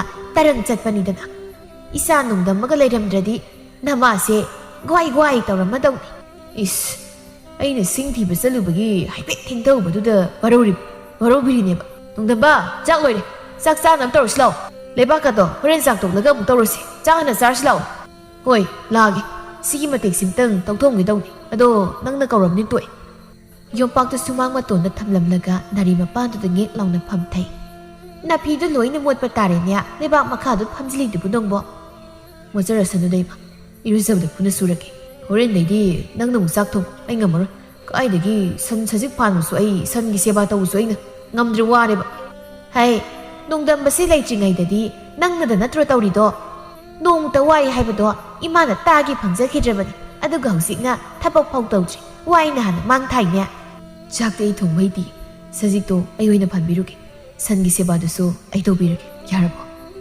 hai boi gadro nang ai du ba hai traga tak na nang lari sidi sum tawro gai rak tawni gai mahani ma san amani gi seba tawbu kaino mayek sangma thabak lo sum tawro gai jarak sani kan ibungo khoi sak sa na tawrasi ima labuk chatpa thengkhran lao makoy ahum do sak sa na basakhum na punna sangkhri ngak leiraga sak tokladuna mama du taha thokkhri nongdamana pharenda nokfet tawna yenglaga phairen nangsilebug yam phai kaidu phariba laira be mung du pokpagi sumna thangoi gari ngai sida lebok pai nang mai ji lini aina phai di pharam nungai be mung du poklaga imai pagi minungsi phangdu wana leidu surupadi sumai leiban hena phai aisu nangi sikumai mung du pokjaramadi yam harauni ado nakoi ima pa bu khoidi kaisumna thirayo nanaun pa du kamdau ima pa bagi di ayam hinglina ningsingla kadau lekti ekoi nong leisu ima pa bagi pamada adum tawkhini mana ꯑꯩꯒꯤ ꯃꯤꯁꯪ ꯋꯥ ꯉꯥꯡꯕ ꯈꯨꯗꯤꯡꯒꯤ ꯑꯩꯉꯣꯟꯗ ꯑꯗꯨꯝ ꯇꯥꯏꯅꯩ ꯈꯪꯕꯅꯤꯅ ꯃꯥꯁꯨ ꯀꯩꯁꯨ ꯎꯄꯥꯏ ꯂꯩꯔꯣꯏ. ꯑꯁ ꯃꯗꯨ ꯌꯥꯔꯣꯏꯗ. ꯑꯩꯅ ꯅꯥꯎ ꯅꯨꯄꯥꯗꯣ ꯑꯣꯏꯔꯗꯤ ꯅꯪꯅ ꯌꯨꯝꯗꯒꯤ ꯊꯣꯛꯂꯛꯄꯗꯨꯗ ꯅꯇꯨꯗ ꯏꯟꯅꯔꯛꯀꯗꯧꯅꯤ. ꯅꯪꯒꯤ ꯋꯥꯔꯤ ꯇꯥꯕꯗ ꯏꯃꯥꯁꯨ ꯌꯥꯝ ꯁꯥꯎꯕꯅꯤ. ꯀꯥꯏꯗꯒꯤ ꯃꯅꯥ ꯐꯥꯎꯕ ꯌꯥꯗꯒꯤ ꯁꯥꯎꯏꯅꯤ. ꯑꯩꯅ ꯍꯨꯃꯥꯏ ꯍꯨꯝꯕꯤꯔꯒ ꯇꯞꯅ ꯇꯞꯅ ꯐꯥꯊꯔꯤꯅꯤ. ꯑꯗꯨꯒ ꯏꯪꯊꯍꯟꯕꯗꯤ ꯐꯈ꯭ꯔꯤꯅꯤ. ꯍꯣꯏꯁꯤ ꯌꯥꯔꯦ. ꯑꯗꯣ ꯅꯪꯅ ꯌꯨꯝꯁꯤ ꯂꯩꯍꯟꯅꯤꯡꯗ꯭ꯔꯁꯨ ꯑꯗꯨꯝ ꯍꯥꯏꯔꯛꯎꯀꯣ. ꯈꯠꯅꯕ ꯍꯧꯔꯒ ꯇꯥꯟꯊꯣꯛꯀꯦ ꯀꯥꯏꯗꯤ ꯈꯜꯂꯛꯀꯅꯨ. ꯆꯠꯂꯣꯏ. ꯑꯗꯨꯝꯕ ꯇꯧꯕꯤꯗꯣ ꯐꯩꯔꯦꯟꯗꯨ ꯅꯠꯇꯦꯀꯣ. ꯏꯃꯥꯁꯨ ꯑꯗꯨꯝꯕ ꯃꯤ ꯅꯠꯇꯦ. ꯀꯥꯏꯗꯒꯤ ꯈꯨꯜꯁꯤꯗ ꯃꯕꯨꯛ ꯐꯕꯗ ꯃꯃꯤꯡ ꯁꯦꯒꯥ ꯀꯩ ꯆꯠꯂꯤꯅꯦ. ꯑꯗꯣ ꯆꯥꯛꯁꯨ ꯑꯩꯅ ꯊꯣꯡꯕꯤꯔꯕꯅꯤꯅ ꯀꯣꯟꯁꯤꯅ ꯐꯦꯡ ꯇꯥꯕ ꯀꯣ. ꯅꯪ ꯐꯦꯡ. ꯅꯪ ꯂꯩꯕꯒꯤ ꯑꯩꯁꯨ ꯄꯣꯊꯥꯕ ꯈꯔ ꯐꯪꯖꯩꯅꯤ. ꯀꯣꯟ ꯐꯦꯡꯕ ꯇꯟꯕꯒꯤ ꯈꯠꯅꯕ ꯑꯃꯨꯛ ꯍꯧꯖꯤꯜꯂꯛꯀꯅꯤ. ꯑꯩ ꯁꯟꯒꯤ ꯆꯔꯨꯝꯇ ꯀꯛꯄꯤꯔꯨꯈꯤꯒꯦ. ꯍꯣꯏ. ꯁꯤ ꯂꯣꯏꯔꯒ ꯁꯖꯤꯛꯇꯨꯁꯨ ꯐꯥꯜꯂꯨꯅꯕ ꯇꯧꯔꯁꯤ. ꯑꯅꯤꯗꯨ ꯊꯕꯛ ꯂꯣꯏꯁꯤꯟꯕ ꯂꯣꯏꯔꯒ ꯉꯥꯏꯍꯥꯛ ꯄꯣꯊꯥꯔꯒ ꯁꯖꯤꯛ ꯐꯥꯟꯕ ꯂꯥꯛꯏ. ꯐꯥꯏꯔꯦꯟꯅ ꯍꯥꯏꯕ ꯖꯒꯥ ꯖꯒꯥꯗ ꯅꯣꯡꯗꯝꯕ ꯀꯨꯝꯗꯨꯅ ꯁꯖꯤꯛꯇꯨ ꯐꯥꯜꯂꯤ. ꯁꯣꯝꯗ ꯀꯨꯁꯨꯝꯒ ꯇꯈꯦꯜꯂꯩꯒꯁꯨ ꯂꯣꯡ ꯈꯨꯟꯕ ꯂꯥꯛꯏ. ꯇꯈꯦꯜꯂꯩ, ꯑꯩꯗꯤꯅꯦ ꯇꯥ ꯐꯥꯏꯔꯦꯟ ꯍꯣꯏꯗ ꯂꯩꯕ ꯃꯁꯛ ꯀꯌꯥꯝ ꯐꯖꯕ ꯄꯥꯈꯪꯗꯣ ꯑꯗꯨꯗꯣ ꯌꯦꯡꯕ ꯌꯥꯝ ꯅꯨꯡꯉꯥꯏꯕꯣ. ꯃꯥꯏ ꯃꯁꯛꯇꯣ ꯍꯥꯟꯅꯗꯒꯤ ꯍꯧꯖꯤꯛ ꯍꯦꯟꯅ ꯐꯖꯔꯛꯇ꯭ꯔꯣ? ꯁꯍꯔꯗꯒꯤꯅꯦ ꯍꯥꯏꯗꯥꯏꯅꯦ. ꯃꯣꯏ ꯁꯍꯔ ꯃꯆꯥꯁꯤꯡꯁꯦ ꯑꯩꯈꯣꯏ ꯁꯥꯏꯒꯤ ꯃꯤꯒꯁꯨ ꯁꯛ ꯀꯌꯥ ꯃꯥꯟꯅꯗꯦꯀꯣ. ꯏꯁ, ꯅꯪꯅ ꯍꯥꯏꯁꯦ ꯈꯨꯡꯒꯪ ꯅꯨꯄꯥꯗꯤ ꯂꯣꯏꯅ ꯊꯤꯁꯤꯔꯣ? ꯊꯕꯛ ꯁꯨꯕ ꯅꯣꯝꯕ ꯀꯟꯕꯗꯤ ꯑꯩꯈꯣꯏ ꯁ꯭ꯋꯥꯏꯅ ꯍꯦꯟꯕꯅꯤ ꯈꯪꯉꯕꯣ? ꯑꯩꯗꯤꯅꯦ ꯃꯣꯏ ꯁꯍꯔꯗ ꯂꯩꯗꯣꯏ ꯁꯔꯨꯛ ꯁ꯭ꯋꯥꯏꯗ ꯂꯩꯕꯅ ꯍꯦꯟꯅ ꯐꯩ ꯈꯜꯂꯤ. ꯃꯣꯏ ꯑꯁꯣꯝꯗꯤ ꯄꯨꯛꯁꯨ ꯌꯥꯝ ꯐꯠꯅꯗꯦ ꯍꯥꯏꯌꯦ. ꯇꯥ ꯅꯣꯡꯗꯝꯕꯗꯨꯁꯨ ꯏꯃꯨꯡꯒ ꯈꯠꯅꯔꯒ ꯂꯥꯛꯏꯅꯦ ꯍꯥꯏꯗꯨꯅꯤ. ꯅꯨꯃꯤꯠꯇꯨꯗ ꯑꯩꯅ ꯍꯨꯔꯥꯟꯕ ꯃꯥꯜꯂꯨꯕꯒꯤ ꯊꯦꯡꯅꯕꯗꯣ ꯑꯗꯨꯗ ꯊꯦꯡꯅꯔꯝꯗ꯭ꯔꯗꯤ ꯃꯊꯣꯡ ꯃꯔꯝ ꯈꯪꯗꯅ ꯆꯠꯈ꯭ꯔꯗꯧꯅꯤ ꯈꯪꯉꯕ. ꯑꯩꯁꯦ ꯌꯥꯝ ꯐꯗ꯭ꯔꯥ? ꯃꯤ ꯀꯜꯂꯤꯅꯦ ꯑꯩꯅ. ꯏꯕꯦꯝꯃ, ꯅꯪ ꯃꯤ ꯈꯨꯀꯟꯁꯤꯗꯤ ꯈꯨꯄꯥꯛ ꯆꯥꯗꯧ ꯈꯨꯀꯟ. ꯑꯗꯨꯏꯁꯨ ꯑꯩꯅ ꯂꯥꯎꯔꯝꯗ꯭ꯔꯗꯤ ꯀꯅꯥ ꯊꯦꯡꯅꯗꯧꯔꯤꯒꯦ? ꯑꯩꯅ ꯎꯕꯩ ꯅꯠꯇ꯭ꯔꯕ ꯇꯥ ꯐꯥꯏꯔꯦꯟ ꯍꯣꯏꯗ ꯃꯥꯅ ꯅꯨꯡꯉꯥꯏ ꯂꯩꯔꯤꯗꯣ. ꯑꯗꯣ ꯅꯪ ꯃꯥꯅ ꯀꯧꯔꯗꯤ ꯈꯨꯝꯒꯗ꯭ꯔꯥ? ꯍꯥꯏꯗꯤ ꯂꯝꯕꯤꯗꯒ ꯁꯨꯝ ꯊꯦꯡꯅꯕꯗ ꯀꯧꯔꯒ ꯋꯥꯔꯤꯒ ꯁꯥꯕ ꯉꯝꯒꯗ꯭ꯔꯕ? ꯑꯁ ꯑꯗꯨꯗꯤ ꯈꯪꯗꯦꯗ. ꯃꯥꯅ ꯍꯧꯖꯤꯛꯐꯥꯎ ꯁꯥꯎꯅꯤꯡꯉꯝꯃꯗꯤ ꯀꯅꯥꯅ ꯈꯪꯕꯅꯣ? ꯑꯗꯨꯅ ꯀꯧꯕ ꯇꯜꯂꯤ. ꯃꯁꯛꯇꯣ ꯀꯧꯕꯒ ꯈꯨꯝꯕꯤꯔꯛꯇꯧ ꯃꯥꯟꯗꯤ. ꯑꯗꯒꯤ ꯇꯟꯁꯨ ꯇꯜꯂꯤ. ꯑꯩ ꯏꯀꯥꯏ. ꯌꯥꯔꯦ, ꯀꯣꯟꯅ ꯏꯀꯥꯏꯔꯣ. ꯁꯤꯗꯒꯤ ꯈꯣꯡꯕꯥꯜꯁꯦ ꯑꯁꯤꯗꯒꯤ ꯍꯧꯔꯁꯤ ꯂꯣꯡ ꯈꯣꯟꯕ. ꯉꯥ ꯀꯌꯥꯝ ꯂꯩꯔꯝꯗꯧ ꯃꯥꯜꯂꯤ. ꯑꯩ ꯀꯨꯝꯊꯔꯦꯍꯦ. ꯑꯅꯤꯗꯣ ꯈꯣꯡꯕꯥꯜꯗꯨꯗ ꯀꯨꯝꯊꯗꯨꯅ ꯂꯣꯡ ꯈꯣꯟꯕ ꯍꯧꯈ꯭ꯔꯦ. ꯂꯣꯡꯗ ꯁꯨꯝ ꯈꯣꯟꯗꯨꯅ ꯂꯥꯛꯄꯅ ꯈꯣꯡꯕꯥꯜꯗꯨꯒꯤ ꯑꯔꯣꯏꯕ ꯑꯣꯏꯁꯤꯜꯂꯛꯂꯤ. ꯀꯥꯈꯠꯇꯨꯅ ꯂꯝꯕꯤꯗꯨꯗ ꯑꯃꯨꯛ ꯆꯠꯄ ꯍꯧꯏ. ꯇꯈꯦꯜꯂꯩꯅ, ꯅꯪꯅ ꯉꯥ ꯌꯥꯝ ꯂꯩꯔꯝꯗꯧ ꯃꯥꯜꯂꯦꯅ ꯋꯥꯅ ꯈꯣꯜꯂꯨꯔꯒ ꯑꯝꯇꯁꯨ ꯂꯩꯇꯦ. ꯉꯥ ꯃꯤ ꯇꯥꯡꯃꯤ ꯈꯔꯈꯛ. ꯁꯤꯗꯤ ꯑꯩꯈꯣꯏ ꯍꯧꯗꯣꯡꯅ ꯐꯥꯎ ꯆꯥꯎ ꯌꯥꯔꯣꯏ. ꯂꯩꯔꯝꯗꯕꯁꯤꯕꯨ ꯑꯩꯅꯔꯣ? ꯑꯦ ꯇꯈꯦꯜꯂꯩ, ꯑꯁꯤꯒꯤ ꯂꯝꯕꯤ ꯃꯄꯥꯜꯁꯤꯗ ꯄꯨꯡꯊꯣꯟ ꯍꯧꯔꯤꯁꯤ ꯌꯦꯡꯉꯨꯅꯦ. ꯑꯌꯥ, ꯃꯨꯜꯂꯦ. ꯂꯥꯛꯑꯣ, ꯍꯦꯛꯇꯠꯂꯒ ꯆꯥꯊꯣꯛꯁꯦꯕ. ꯑꯁ ꯈꯔꯗꯤ ꯋꯥꯡꯉꯤ. ꯅꯪ ꯎ ꯀꯥꯕ ꯍꯩꯗꯥꯏꯅꯦ? ꯐꯠꯅ ꯀꯥꯔꯣ ꯂꯥꯎꯁꯦ. ꯑꯝꯇ ꯂꯥꯛꯑꯣꯕ, ꯀꯥꯔꯣꯃꯤ. ꯑꯗꯨꯒ ꯑꯃꯅꯤꯈꯛ ꯍꯦꯛꯑꯒ ꯀꯨꯝꯊꯔꯣꯕ. ꯃꯤꯁꯨ ꯂꯥꯛꯄ ꯅꯠꯇꯦ. ꯑꯔꯦꯝꯕꯗ ꯄꯨꯡꯊꯣꯟ ꯆꯥꯕ꯭ꯔꯕꯨ ꯃꯤ ꯂꯥꯛꯇꯅ ꯁꯣꯏ ꯁꯣꯞꯅꯅꯤꯀꯣ. ꯁꯦ, ꯇꯨꯡꯒꯣꯟꯒꯁꯦ ꯄꯥꯏꯔꯝꯃꯨ, ꯑꯩ ꯀꯥꯒꯦ. ꯇꯈꯦꯜꯂꯩꯗꯨ ꯄꯨꯡꯊꯣꯟꯗꯨꯗ ꯀꯥꯔꯒ ꯍꯦꯛꯏ. ꯑꯃꯨꯟꯕ ꯈꯔ ꯍꯦꯛꯂꯒ ꯃꯈꯥꯗ ꯊꯥꯗꯔꯛꯏ. ꯀꯨꯁꯨꯝꯅ ꯆꯦꯟꯗꯅ ꯈꯨꯟꯖꯤꯜꯂꯤ. ꯇꯈꯦꯜꯂꯩꯗꯤ ꯃꯊꯛꯇꯨꯗ ꯍꯦꯛꯂꯒ ꯆꯥꯔꯤ. ꯌꯥꯔꯦ, ꯆꯥꯗꯅ ꯑꯃꯨꯛ ꯂꯩꯔꯅꯨ, ꯀꯨꯝꯃꯛꯑꯣ. ꯌꯥꯔꯗ꯭ꯔꯣ? ꯀꯨꯁꯨꯝ, ꯁꯤꯗꯤ ꯈꯨꯍꯥꯎ ꯑꯃ ꯇꯧꯋꯦꯉꯣ. ꯑꯩ ꯍꯥꯏꯐꯦꯠ ꯑꯣꯛꯄꯤꯌꯨ, ꯀꯨꯝꯊꯔꯛꯀꯦ. ꯑꯩꯗꯤꯅꯦ ꯎ ꯀꯥꯕꯗ ꯍꯩꯔꯒ ꯀꯨꯝꯊꯔꯛꯄꯁꯦ ꯑꯗꯨꯝ ꯍꯩꯇꯦꯕ. ꯎꯀꯣ? ꯍꯣꯏꯅꯦ, ꯑꯣꯛꯊꯠꯀꯦꯅꯦ. ꯀꯨꯝꯊꯔꯛꯑꯣ. ꯀꯩꯅꯣ, ꯈꯣꯡ ꯊꯝꯐꯝ ꯂꯩꯇ꯭ꯔꯦ. ꯀꯃꯥꯏ ꯀꯨꯝꯊꯔꯛꯇꯣꯏꯅꯣ? ꯀꯨꯁꯨꯝ, ꯑꯩ ꯈꯣꯡꯁꯤ ꯑꯝꯇ ꯉꯥꯎ. ꯀꯃꯥꯏ ꯀꯨꯝꯊꯔꯛꯇꯣꯏꯅꯣ? ꯀꯨꯝꯐꯥꯎ ꯀꯨꯝꯊꯔꯛꯇ꯭ꯔꯤ. ꯉꯥꯛꯎꯏ. ꯌꯥꯝ ꯋꯥꯡꯕꯁꯨ ꯅꯠꯇꯕꯁꯤꯗ. ꯌꯧꯗꯣꯔꯦ. ꯅꯈꯣꯡꯗꯣ ꯑꯗꯨꯝ ꯊꯥꯗꯔꯛꯑꯣ, ꯑꯩ ꯉꯥꯛꯄꯤꯒꯦ. ꯑꯁ, ꯑꯁꯤꯒꯤꯕꯨ ꯀꯤꯗꯅ ꯑꯃꯨꯛ ꯂꯩ. ꯁꯠ ꯀꯨꯝꯃꯛꯑꯣ. ꯇꯈꯦꯜꯂꯩꯁꯨ ꯃꯈꯣꯡꯗꯨ ꯐꯠ ꯂꯥꯎꯅ ꯊꯥꯗꯔꯒ ꯀꯨꯝꯊꯔꯛꯄꯅꯤ. ꯀꯨꯁꯨꯝꯁꯨ ꯆꯦꯟꯁꯤꯜꯂꯒ ꯑꯣꯀꯦ ꯇꯧꯕꯗ ꯅꯪꯍꯧꯗ꯭ꯔꯗꯨꯅ ꯃꯈꯥꯗꯨꯗ ꯕꯨꯞ ꯂꯥꯎꯅ ꯍꯦꯛꯇ ꯑꯣꯟꯊꯔꯛꯏ. ꯅꯣꯡꯗꯝꯕꯒ ꯐꯥꯏꯔꯦꯟꯒꯁꯨ ꯁꯖꯤꯛ ꯐꯥꯜꯂꯨꯕ ꯍꯜꯂꯛꯄꯗ ꯇꯈꯦꯜꯂꯩꯅ ꯑꯣꯟꯊꯕꯗꯨ ꯆꯦꯟꯁꯤꯜꯂꯛꯏ. ꯐꯥꯏꯔꯦꯟ, ꯁꯣꯛꯄ꯭ꯔꯣ? ꯇꯈꯦꯜꯂꯩ, ꯑꯗꯨꯛ ꯆꯥꯎꯔꯒ ꯎ ꯀꯥ ꯁꯥꯟꯅꯩꯗꯨꯕꯨ ꯀꯩꯒꯤ? ꯅꯨꯄꯤꯅ ꯎ ꯀꯥꯕ ꯌꯥꯗꯦꯁꯦ ꯈꯪꯉꯤ ꯅꯠꯇ꯭ꯔꯣ? ꯅꯣꯡꯗꯝꯕꯅ, ꯈꯨꯇꯥꯒꯗꯤ ꯃꯥꯏꯔꯦꯟ ꯑꯣꯟꯊꯔꯛꯄꯗꯧꯅ ꯕꯨꯞ ꯀꯥꯏ, ꯑꯉꯥꯡ ꯃꯆꯥꯗꯧꯅ. ꯑꯁ, ꯃꯁꯤꯒꯤ ꯅꯣꯡꯗꯝꯕꯁꯤ ꯑꯃꯨꯛ ꯑꯣꯏꯔꯝꯃꯤꯅꯦ. ꯁꯤꯁꯨ ꯏꯀꯥꯏ. ꯀꯨꯁꯨꯝꯅ, ꯇꯥ ꯐꯥꯏꯔꯦꯟ, ꯄꯨꯡꯊꯣꯟꯁꯦ ꯂꯝꯕꯤ ꯃꯄꯥꯜꯁꯤꯗ ꯇꯦꯛꯊꯥꯒꯩ ꯄꯥꯟꯗꯅ ꯂꯩꯕꯁꯤꯗ ꯄꯥꯝꯃꯨꯏꯌꯦꯅ ꯁꯨꯝ ꯍꯦꯛꯄꯤꯕꯩ ꯋꯥꯅꯤ. ꯊꯤꯕꯣꯡ ꯆꯥꯅꯕ ꯍꯦꯛꯄꯗ ꯑꯣꯟꯊꯔꯛꯄꯕꯨ ꯀꯩꯗꯧ ꯏꯀꯥꯏꯗꯣꯏꯅꯣ? ꯅꯠꯇ꯭ꯔ ꯇꯈꯦꯜꯂꯩ? ꯁꯦ, ꯄꯨꯡꯊꯣꯟꯁꯦ ꯑꯃ ꯆꯥꯁꯤꯜꯂꯣ. ꯅꯣꯏꯅꯤꯁꯨ ꯑꯃꯃꯝ ꯆꯥꯎꯋꯣꯕ, ꯌꯥꯝ ꯍꯥꯎꯏ. ꯀꯨꯁꯨꯝꯅ ꯄꯤꯔꯛꯂꯤꯕ ꯄꯨꯡꯊꯣꯟꯗꯨ ꯐꯥꯏꯔꯦꯟꯗꯤ ꯅꯣꯛꯂꯒ ꯂꯧꯁꯤꯜꯂꯤ. ꯅꯣꯡꯗꯝꯕꯗꯤ ꯄꯨꯡꯊꯣꯟꯗꯨꯗ ꯑꯃꯨꯛ ꯌꯦꯡ, ꯇꯈꯦꯜꯂꯩꯗ ꯑꯃꯨꯛ ꯌꯦꯡ ꯇꯧꯔꯒ ꯇꯞꯅ ꯂꯧꯁꯤꯜꯂꯤ. ꯇꯈꯦꯜꯂꯩ, ꯌꯨꯝꯗ ꯍꯜꯂꯁꯤꯔꯥ ꯅꯠꯇ꯭ꯔꯒ ꯂꯣꯡ ꯈꯣꯟꯕ ꯆꯠꯂꯨꯈꯤꯁꯤꯔꯣ? ꯑꯩ ꯆꯠꯄ ꯉꯝꯃꯔꯣꯏ. ꯈꯣꯡꯁꯤ ꯇꯥꯔꯛꯄꯗ ꯂꯩꯊꯦꯛꯈ꯭ꯔꯤꯔꯥ ꯁꯨꯖꯤꯟꯈ꯭ꯔꯕ ꯀꯩꯅꯣꯝ ꯇꯧꯔꯦ. ꯅꯥꯕꯅꯁꯨ ꯂꯣꯏꯔꯦ. ꯅꯣꯏ ꯂꯩꯕꯒꯤ ꯀꯞꯇ꯭ꯔꯕꯅꯤ. ꯏꯊꯟꯗ ꯂꯩꯕ ꯑꯣꯏꯔꯝꯃꯗꯤ ꯉꯁꯥꯏ ꯀꯞꯄꯅꯤ. ꯐꯥꯏꯔꯦꯟ, ꯍꯥꯏꯒꯨꯝꯗꯅ ꯄꯣꯝꯈꯠꯂꯛꯄ ꯍꯧꯔꯦꯅꯦ. ꯅꯣꯡꯗꯝꯕ, ꯅꯪ ꯈꯣꯡ ꯁꯝꯕꯩꯗꯥꯏꯅꯦ. 이마기 싱링 줍전기버수 낭나 빠이브다 파버도 마이 셈다 삼비요 너트라디 레이사비세 무힘반 강가로이 구숨나 따농담바 하이보 하이라디 암따 옌비라모 너트라디 아임파오 마다 삼망 삿바다 타바 모이나라니바 농담바 와강디 뚜미네레이 다케레이 이카이랍다우나 야라니 ꯌꯨꯝ ꯌꯧꯔꯀꯥꯟꯗ ꯀꯣꯟꯅ ꯁꯝꯃꯁꯜꯂꯒꯦ ꯀꯨꯁꯨꯝ ꯑꯩ ꯑꯝꯇ ꯍꯧꯒꯠꯄꯤꯔꯨ ꯂꯥꯛꯑꯣ ꯌꯨꯝ ꯐꯥꯎꯗ ꯁꯝꯕꯤꯌꯣꯕ ꯐꯥꯏꯔꯦꯅ ꯀꯣꯛ ꯌꯦꯡꯕꯤꯈ꯭ꯔꯣ ꯀꯩꯗꯧꯔꯒꯦ ꯑꯍꯥꯟꯕ ꯊꯦꯡꯅꯕꯗ ꯇꯈꯦꯜꯂꯩꯅ ꯍꯨꯔꯥꯟꯕꯅꯦ ꯂꯥꯎꯈꯤꯕꯗꯨꯗ ꯈꯔ ꯁꯥꯎꯅꯤꯡꯉꯤꯖꯥꯠꯅꯤ ꯅꯣꯡꯗꯝꯕꯁꯦ ꯑꯗꯨ ꯌꯥꯔꯁꯦ ꯁꯥꯎꯕꯗꯨ ꯐꯔꯣ ꯏꯆꯜ ꯂꯩꯁꯥꯕꯤ ꯃꯊꯣꯡ ꯆꯥꯗꯕꯤꯁꯤ ꯃꯈꯣꯡꯁꯦ ꯑꯝꯇ ꯌꯦꯡꯕꯤꯔꯝꯃꯣꯕ ꯑꯗꯨꯒꯤ ꯏꯕꯥꯅꯤꯁꯨ ꯌꯨꯝ ꯇꯥꯟꯅ ꯀꯥꯞꯊꯣꯛꯈ꯭ꯔꯁꯤ ꯇꯈꯦꯜꯂꯩꯅ ꯇꯥ ꯐꯥꯏꯔꯦꯟ ꯌꯦꯡꯗ꯭ꯔꯁꯨ ꯌꯥꯔꯅꯤ ꯃꯤ ꯁꯥꯎꯔꯤꯉꯩꯗ ꯍꯥꯏꯖꯤꯜꯂꯨꯔꯅꯨ ꯑꯩꯅ ꯍꯨꯔꯥꯟꯕꯅꯦꯅ ꯀꯣꯏꯂꯥꯎ ꯂꯥꯎꯔꯒ ꯏꯀꯥꯏꯕ ꯄꯤꯕꯗꯨꯗ ꯁꯥꯎꯅꯤꯡꯕ ꯑꯣꯏꯔꯝꯅꯤ ꯑꯩ ꯑꯣꯏꯁꯨ ꯑꯗꯨꯝ ꯁꯥꯎꯅꯤꯡꯒꯅꯤ ꯀꯨꯁꯨꯝ ꯁꯠ ꯂꯥꯎꯕ ꯆꯠꯅꯕ ꯇꯧꯔꯁꯤ ꯑꯝꯇ ꯍꯧꯒꯠꯄꯤꯔꯨ ꯂꯥꯎ ꯍꯥꯏꯕꯅꯤ ꯀꯨꯁꯨꯝꯗꯨ ꯇꯈꯦꯜꯂꯩꯒꯤ ꯃꯅꯥꯛꯇ ꯆꯪꯁꯤꯟꯒꯦ ꯇꯧꯏ ꯅꯣꯡꯗꯝꯕꯗꯨ ꯄꯨꯡꯊꯣꯟꯗꯨ ꯆꯥꯕ ꯂꯣꯏꯔꯒ ꯃꯁꯤꯠ ꯑꯔꯦꯝꯕꯗꯨ ꯐꯠ ꯂꯪꯊꯣꯛꯂꯒ ꯃꯈꯨꯠꯀꯗꯨ ꯇꯩꯊꯣꯛꯏ ꯑꯗꯨꯒ ꯇꯈꯦꯜꯂꯩꯒꯤ ꯃꯅꯥꯛꯇ ꯄ꯭ꯔꯕꯞ ꯆꯪꯉꯛꯇꯨꯅ ꯃꯈꯣꯡꯗꯨ ꯇꯥꯞ ꯇꯥꯞ ꯄꯥꯏꯔꯒ ꯑꯃꯗꯃꯨꯛ ꯂꯩ ꯇꯧꯏ ꯇꯈꯦꯜꯂꯩ ꯑꯅꯥꯕꯗꯨ ꯈꯥꯡꯕꯗ ꯃꯃꯤꯠꯀꯗꯨ ꯂꯪꯊꯣꯛꯏ ꯃꯈꯨꯠꯇꯨꯅ ꯃꯌꯥꯗ ꯁꯤꯛꯂꯒ ꯃꯃꯤꯠꯇꯨ ꯑꯔꯩꯕꯤꯗ ꯂꯪꯊꯣꯛꯏ ꯃꯗꯨ ꯎꯕꯗ ꯐꯩꯔꯦꯟꯒ ꯀꯨꯁꯨꯝꯒꯗꯤ ꯌꯦꯡꯅꯔꯒ ꯅꯨꯡꯉꯥꯏꯇꯕꯤꯒ ꯇꯧꯏ ꯅꯣꯡꯗꯝꯕꯅ ꯁ꯭ꯋꯥꯏꯁꯦ ꯅꯥꯔꯤꯕ꯭ꯔꯥ ꯀꯩꯅꯣ ꯇꯧꯏꯗꯨꯅ ꯑꯅꯥꯕ ꯈꯥꯡꯕꯕꯨ ꯑꯗꯨꯃꯥꯏꯅ ꯇꯧꯔꯗꯤ ꯈꯣꯡ ꯁꯝꯕ ꯃꯤꯒ ꯂꯣꯏ ꯈꯪꯅ ꯆꯦꯟꯈꯤꯕ ꯇꯥꯔꯦ ꯈꯣꯡ ꯁꯝꯕꯕꯨ ꯀꯣꯏꯂꯩ ꯂꯩꯅꯕ꯭ꯔꯣ ꯍꯥꯏꯐꯦꯠꯇꯁꯨ ꯍꯥꯏꯔꯝꯃꯨꯗꯅ ꯑꯗꯨꯗꯤ ꯅꯠꯇꯦ ꯁꯥꯎꯅꯤꯡꯕꯁꯤꯡꯗꯣ ꯂꯃꯟ ꯈꯨꯝꯕꯤꯅꯤ ꯃꯇꯥꯒꯨꯝ ꯃꯤꯒꯤ ꯑꯅꯥꯕꯒ ꯈꯪꯗꯈꯩ ꯐꯗ꯭ꯔꯠ ꯍꯦꯛꯇ ꯂꯩꯊꯦꯛꯏꯃꯤ ꯑꯩꯕꯨ ꯀꯟꯅ ꯂꯩꯊꯦꯛꯈꯤꯕ꯭ꯔꯅꯦ ꯅꯪꯒꯤ ꯆꯩꯅꯥꯁꯤꯅ ꯈꯤꯇꯪ ꯄꯥꯏꯕ ꯅꯥꯕ ꯑꯣꯏꯔꯝꯅꯤꯗ ꯑꯗꯨꯏꯁꯨ ꯇꯥꯅꯨꯡꯗꯝꯕꯒꯤꯗꯣ ꯂꯃꯟ ꯈꯨꯝꯕ ꯃꯥꯜꯂꯦ ꯍꯣꯏꯁꯦ ꯆꯠꯄ ꯌꯥꯔꯕ꯭ꯔꯥ ꯌꯦꯡꯉꯨ ꯌꯨꯝ ꯌꯧꯔꯒ ꯄꯣꯊꯥꯔꯒ ꯂꯩ ꯅꯣꯡ ꯅꯤꯅꯤꯗꯤ ꯌꯥꯝ ꯇꯣꯏꯅ ꯆꯠꯁꯤꯟꯒꯅꯨꯀꯣ ꯁꯤꯒꯤ ꯍꯦꯟꯖꯤꯟꯈ꯭ꯔꯕꯗꯤ ꯈꯣꯡꯁꯦ ꯀꯛꯆꯅꯤ ꯐꯩꯔꯦꯟ ꯆꯠꯁꯤꯜꯂꯛꯑꯣ ꯍꯥ ꯆꯠꯂꯁꯤꯔꯥ ꯇꯈꯦꯜꯂꯩ ꯍꯥꯏꯔꯤꯗꯨ ꯇꯥꯔꯦꯗꯅ ꯅꯈꯣꯡꯗꯨ ꯀꯛꯆꯅꯤ ꯆꯠꯂꯦ ꯃꯈꯣꯏ ꯑꯅꯤꯗꯨ ꯅꯣꯛꯂꯒ ꯆꯠꯈ꯭ꯔꯦ ꯇꯈꯦꯜꯂꯩ ꯃꯄꯤꯔ ꯆꯦꯜꯂꯒ ꯆꯠꯈ꯭ꯔꯤꯕ ꯑꯅꯤꯗꯨꯗ ꯌꯦꯡꯉꯤ ꯅꯣꯡꯗꯝꯕ ꯅꯣꯛꯂꯒ ꯍꯥꯏꯐꯦꯠ ꯌꯦꯡꯊꯣꯛꯂꯝꯃꯤ ꯇꯈꯦꯜꯂꯩ ꯃꯃꯥꯏꯒꯗꯣ ꯁꯠ ꯂꯩꯊꯣꯛꯏ ꯀꯨꯁꯨꯝꯅ ꯁꯧꯔꯒ ꯍꯧꯒꯠꯄꯤꯗꯨꯅ ꯑꯅꯤꯗꯨꯁꯨ ꯃꯌꯨꯝ ꯇꯥꯟꯅ ꯇꯞꯅ ꯁꯨꯝ ꯂꯥꯛꯏ ꯑꯁꯨꯝ ꯂꯥꯛꯄꯗ ꯇꯈꯦꯜꯂꯩ ꯍꯣꯏꯒꯤ ꯃꯌꯨꯝ ꯌꯧꯔꯗꯨꯅ ꯀꯨꯁꯨꯝꯅ ꯇꯈꯦꯜꯂꯩꯗꯨ ꯃꯪꯒꯣꯜꯗꯨꯗ ꯐꯝꯍꯜꯂꯤ ꯁꯤꯗꯩꯗꯤ ꯌꯥꯔꯅꯤꯗꯅꯀꯣ ꯁꯦ ꯅꯪꯒꯤ ꯇꯨꯡꯒꯣꯟꯒ ꯂꯣꯡꯒꯁꯦ ꯁ꯭ꯋꯥꯏꯗ ꯊꯝꯃꯝꯃꯒꯦ ꯅꯣꯡ ꯅꯤꯅꯤ ꯆꯠꯈꯤꯅꯨ ꯍꯥꯏꯗꯣ ꯅꯪꯕꯨꯗ ꯆꯠꯁꯤꯜꯂꯗꯤ ꯅꯈꯣꯡꯗꯣ ꯀꯛꯆꯅꯤ ꯑꯁ ꯀꯨꯁꯨꯝ ꯅꯪꯁꯨ ꯑꯃꯨꯛ ꯍꯦꯟꯅ ꯄꯥꯈꯠꯍꯜꯂꯅꯨꯕ ꯃꯤꯅ ꯁꯣꯝꯗ ꯏꯔꯨꯒ ꯁꯨꯗ꯭ꯔꯤꯉꯩꯁꯤꯗ ꯆꯠꯂꯣꯏ ꯑꯩ ꯁꯨꯃꯥꯏꯅ ꯁꯨꯝ ꯐꯝꯕ ꯂꯩꯗꯣꯏꯅꯤ ꯈꯣꯡ ꯀꯛꯄꯒ ꯉꯝꯖꯔꯣꯏ ꯑꯩꯁꯨ ꯑꯗꯨꯝ ꯂꯥꯛꯀꯦ ꯑꯗꯣ ꯍꯧꯖꯤꯛꯀꯤꯗꯤ ꯆꯠꯂꯒꯦ ꯂꯤꯡꯕꯥꯟꯒꯁꯦ ꯀꯩꯅꯣꯝ ꯇꯧꯔꯦ ꯅꯪꯅ ꯈꯣꯡ ꯅꯥꯔꯤꯅꯦꯅ ꯉꯥꯊꯔꯛꯄꯗꯒꯤ ꯌꯥꯗ꯭ꯔꯦ ꯌꯨꯝꯗ ꯉꯥꯏꯍꯥꯛ ꯄꯣꯊꯥꯔꯛꯈꯤꯒꯦ ꯆꯠꯂꯦꯀꯣ ꯂꯥꯛꯇꯤ ꯂꯥꯛꯑꯣꯀꯣ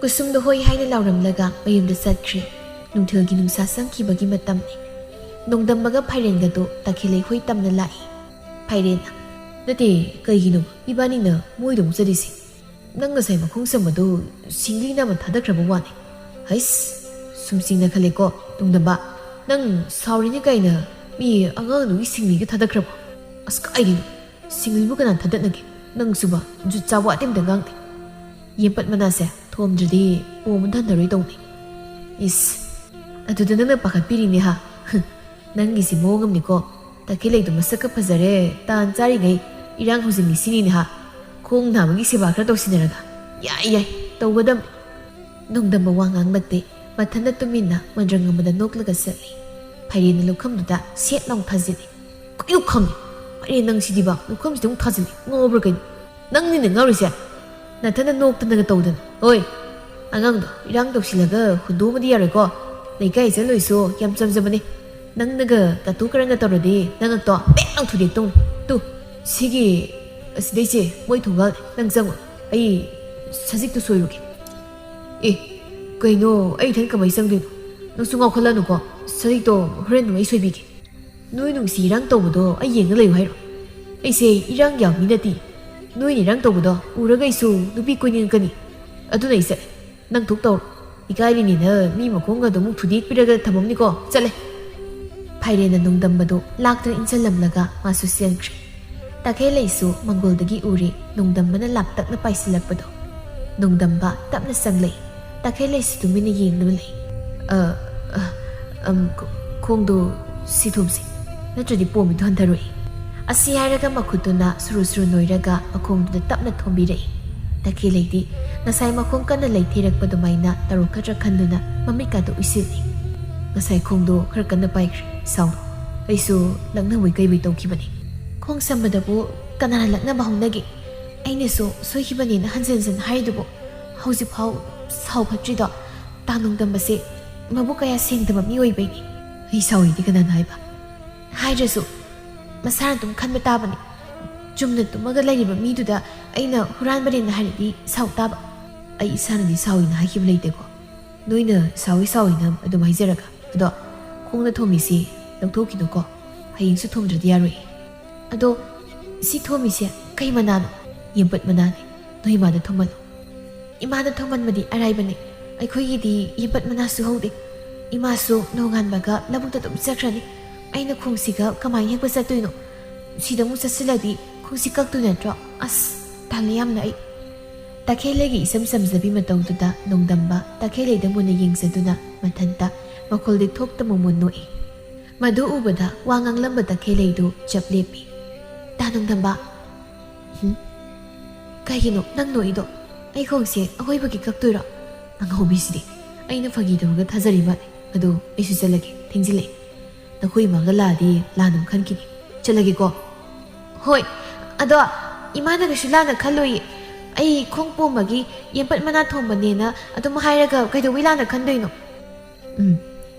khandabadu ni hena phari chale hayemu lage Takhelei masa khangda mathanda noksare nongdambasu wakhal nungaina mayumlomda senkri numitsidagi nongdambana hehek laktuna Takhelei makhongdu seba tawbirami nong phadokti Takhelei mamaga thengnabasu hek mayawi adubu pukjel samthokpa afaba oibana thoina lanasu karisu khaludi karigi khaluni nongdamba mahaki limsa mato wanganguda bebar leiba matawduda mamana sumaya oining lamba Phairengi mamasu nongdamba na Takhelei pamjei haibado Phairena haibidagi khanglabani mano oina yempat manada hekpiraga nongdamba da pirami ayuki saktokpa matamni nongdamba Takhelei hoida lai ngasidi Takhelei do khasi keraga leiram makhongdusu yamna phari haiba yari Takhelei isam samna kebada ubada nongdamba mitpham hongda lai thangnaba mikupta wakhal laknaduna mifamdu hongdoktuna mangolda kakhalai nongdambana noi madi labuk sakrabo sakri ta nongdamba sida phamo ayi khongsisu yam pharabani tu narangdagi ngasini hena pharadra phari hayingdegi sakpa phajani yarnida ta nongdambana seba tawbibagini thuna pharisi imanasu yam haraubani sumaya narakpa yawbada imaisagi kanasu laiti aduna ta nongdambana sumaina mateng pangbibasida mabukning yam nuksijabani hayeng aina narakanda aigi seba tawbagi matangsu lakinida ha kaibuno aisa aikhoi leirakanda nang aigi seba tawrodro tangadro nongdambagi khanghongdana hanglakpa wahangduda Takhelei khumpham khangsade nongdambagi nuksini yenglakpa mityengdubu nathainaba hotnajai pakhang mahakki nuksibani henkibana mityeng adubu nathaigi khalasu ngamjakhidri ikai kaina pakhumdu tapna pijarai taloi adudise nakhongse aroi boina amta thomse kusumdusu lambida thine aina kawba khumda khai mathanda pangatu no sakhi adusu ngawba horoba kainum tawri aina tanongdamana khoida lai haibuda madugi lamsa manmiduna madana wakhal pangsa sakal laikhrab mado handak wakhal khra nungai haibani adugi oiramni hanlagisu atum madi dumai tawbani khra nungai dragana tumin leibani ngawrabani madu khangaba mi ngaroso nangdi ngawkinuko ado hayengse ibani sarda chalusiro tanbro tande ado kaidawbunu satoise Phairengi mamagi phaneka phimaga leibigi tawbani manaibo masa sakna akhoi thambibase ai ham nugai aduga Phairengi su phirol khra lege khanbani aigidi nang naidrasu adum leidong leiri phagi tawbani kona dum leirasu yai ta Phairenga inegi ga do hana leibiru hoi ado hayeng soibe ade ko ai salage Phairendo madana sajik phanmu chalam tare chalage ko hazale hoi ta nongdamsu yeni yenga sasitu phalo khutu sokani ko numit si mahaukri Takhelei sarda satna boloisili mamana sanglatlaga sil khrapirei bema sese sinane horen kai khinu saw lambi ga ngawni ko ibungo nongdambagi phurida pairaga yalu mi yam sinbani sardo ꯑꯩꯁꯨ ꯈꯪꯗꯦ ꯃꯤꯅ ꯍꯥꯏꯕꯗꯤ ꯈꯪꯉꯤ ꯍꯣꯏ ꯕꯩꯃ ꯑꯩꯅ ꯍꯦꯟꯅ ꯈꯪꯉꯤ ꯃꯤ ꯆꯤꯜꯂꯁꯨ ꯑꯩꯗꯤ ꯇꯥ ꯅꯣꯡꯗꯝꯕꯒꯤ ꯐꯨꯔꯤꯠꯇ ꯀꯟꯅ ꯌꯥꯟꯗꯣꯏꯅꯤ ꯁꯨꯊꯥ ꯊꯥꯗꯣꯛꯑꯦ ꯑꯗꯨꯅꯤ ꯃꯔꯝ ꯃꯣꯛꯏ ꯏꯆꯥꯗꯤ ꯏꯃꯥ ꯃꯅꯝ ꯅꯝꯕꯤꯔꯒꯦ ꯂꯥꯛꯑꯣ ꯅꯤꯡꯊꯤꯅ ꯌꯦꯡꯗꯅ ꯆꯠꯂꯨꯀꯣ ꯏꯃꯥꯁꯨ ꯂꯧꯕꯨꯛ ꯆꯠꯅꯕ ꯊꯣꯛꯑꯦꯀꯣ ꯃꯃꯥꯗꯨ ꯊꯣꯡꯒꯥꯜꯗ ꯊꯣꯛꯈ꯭ꯔꯦ ꯀꯨꯁꯨꯝꯁꯨ ꯈꯠꯂꯤ ꯂꯥꯛꯏ ꯇꯈꯦꯜꯂꯩꯒꯤ ꯀꯥꯗ ꯆꯪꯂꯛꯂꯒ ꯃꯅꯤꯡ ꯃꯃꯥꯡꯒ ꯌꯦꯡꯉꯤ ꯌꯥꯗꯦꯀꯣ ꯃꯤꯗꯤ ꯁꯍꯔꯗꯒ ꯆꯠꯇꯧꯔꯦꯀꯣ ꯁꯍꯔ ꯅꯨꯄꯥ ꯀꯣꯏꯕꯅꯤꯅ ꯌꯥꯗꯦꯕ ꯍꯦꯛꯇ ꯅꯩꯁꯤꯜꯂꯦꯕ ꯀꯦꯁꯜꯂꯨ ꯍꯣꯔꯦꯟ ꯅꯋꯥꯗꯨꯅ ꯉꯥꯎꯔꯒ ꯂꯣꯡꯒꯦꯟ ꯀꯦꯟꯅꯕ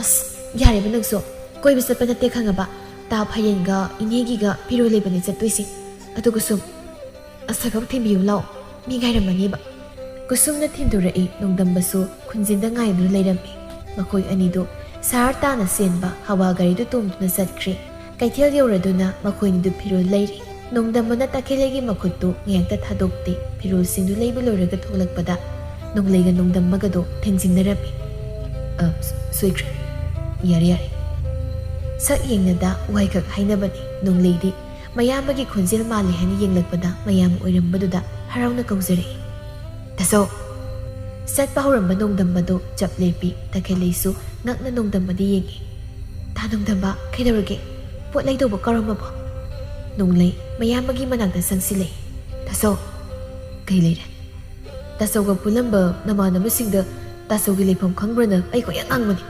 ꯀꯅꯥꯅꯁꯨ ꯈꯪꯉꯦ ꯍꯥꯏꯔꯛꯇꯕꯗꯨꯗ ꯑꯩꯁꯨ ꯎꯄꯥꯏ ꯂꯩꯈꯤꯗ꯭ꯔꯦ ꯅꯪꯗꯤ ꯀꯩꯀꯩ ꯊꯤꯔꯤꯕ ꯅꯨꯡꯉꯥꯏꯅ ꯑꯗꯨꯝ ꯂꯩꯈꯤꯗꯦ ꯍꯥꯏꯗꯤ ꯑꯔꯦꯝꯕꯗ ꯃꯇꯝ ꯃꯥꯡꯅꯕ ꯑꯩꯁꯨ ꯊꯦꯡꯉꯤ ꯆꯠꯅꯕ ꯇꯧꯔꯛꯀꯦ ꯇꯥꯆꯧ ꯏꯃꯥꯗꯣ ꯅꯥꯔꯒ ꯂꯩꯕ ꯀꯨꯏꯔꯦ ꯏꯃꯥꯅꯁꯨ ꯇꯥꯆꯧꯕꯨ ꯑꯗꯨꯝ ꯁꯣꯠꯂꯤ ꯏꯃꯥꯅ ꯍꯥꯏꯃꯟꯕꯗꯒꯤ ꯑꯩꯁꯨ ꯇꯥꯆꯧꯒꯤ ꯂꯩꯐꯝ ꯈꯪꯕ꯭ꯔꯅ ꯀꯣꯏꯌꯥꯡ ꯍꯪꯕꯅꯤ ꯏꯃꯥꯗꯣ ꯅꯨꯡꯇꯤꯒꯤꯁꯨ ꯇꯥꯆꯧꯕꯨ ꯀꯧꯔꯒ ꯑꯗꯨꯝ ꯀꯞꯄꯤ ꯇꯈꯦꯜꯂꯩ ꯋꯥ ꯉꯥꯡꯗꯦ ꯇꯨꯃꯤꯟꯅ ꯃꯣꯏꯒꯤ ꯋꯥꯗꯣ ꯇꯥꯗꯨꯅ ꯂꯩ ꯅꯣꯡꯗꯝꯕ ꯃꯅꯥꯎꯗ ꯍꯥꯏꯐꯦꯠ ꯌꯦꯡꯂꯒ ꯏꯃꯥꯒꯤ ꯁꯦꯕꯥ ꯅꯤꯡꯊꯤꯅ ꯇꯧ ꯑꯩꯗꯤ ꯌꯨꯝꯗ ꯆꯪꯉꯔꯣꯏꯅ ꯈꯟꯈ꯭ꯔꯦ ꯅꯤꯡꯉꯝꯗꯕꯒꯤ ꯀꯣꯟꯅꯩꯕꯨ ꯅꯤꯡꯁꯤꯡꯕꯤꯔꯛꯄ ꯅꯨꯡꯁꯤꯕꯤꯔꯛꯄꯗꯣ ꯏꯄꯥꯝꯗꯤ ꯅꯣꯡꯂꯩ ꯇꯥꯆꯧꯅ ꯏꯅꯥꯎꯕꯨꯗꯤ ꯋꯥꯔꯧꯗꯦ ꯃꯌꯥꯝꯕꯒꯤꯗꯃꯛ ꯌꯥꯝ ꯋꯥꯖꯕ ꯏꯅꯥꯎꯅꯤ ꯍꯥꯏꯕ ꯈꯪꯉꯦ ꯅꯪ ꯑꯩꯕꯨ ꯋꯥꯔꯧꯔꯅꯨ ꯅꯣꯡꯂꯩꯁꯨ ꯌꯥꯔꯣꯏ ꯈꯪꯂꯗꯨꯅ ꯋꯥ ꯃꯈꯥ ꯇꯥꯔꯛꯇꯦ ꯉꯁꯥꯏ ꯃꯈꯩ ꯇꯨꯃꯤꯟꯅ ꯂꯦꯞꯇꯨ ꯂꯩꯔꯤꯕ ꯇꯈꯦꯜꯂꯩꯗꯣ ꯍꯧꯖꯤꯛꯇ ꯎꯔꯛꯇꯨꯅ ꯃꯌꯥꯝꯕꯗ ꯍꯪꯂꯛꯏ ꯃꯥꯅ ꯀꯅꯥ ꯇꯥꯆꯧ ꯅꯇꯩꯃꯅꯤ ꯇꯈꯦꯜꯂꯩ ꯉꯛꯅ ꯌꯦꯡꯂꯛꯏ ꯅꯣꯡꯂꯩꯅ ꯑꯣ ꯏꯊꯩꯃ ꯑꯩ ꯈꯪꯖꯍꯧꯗ꯭ꯔꯦ ꯑꯩ ꯅꯣꯡꯂꯩ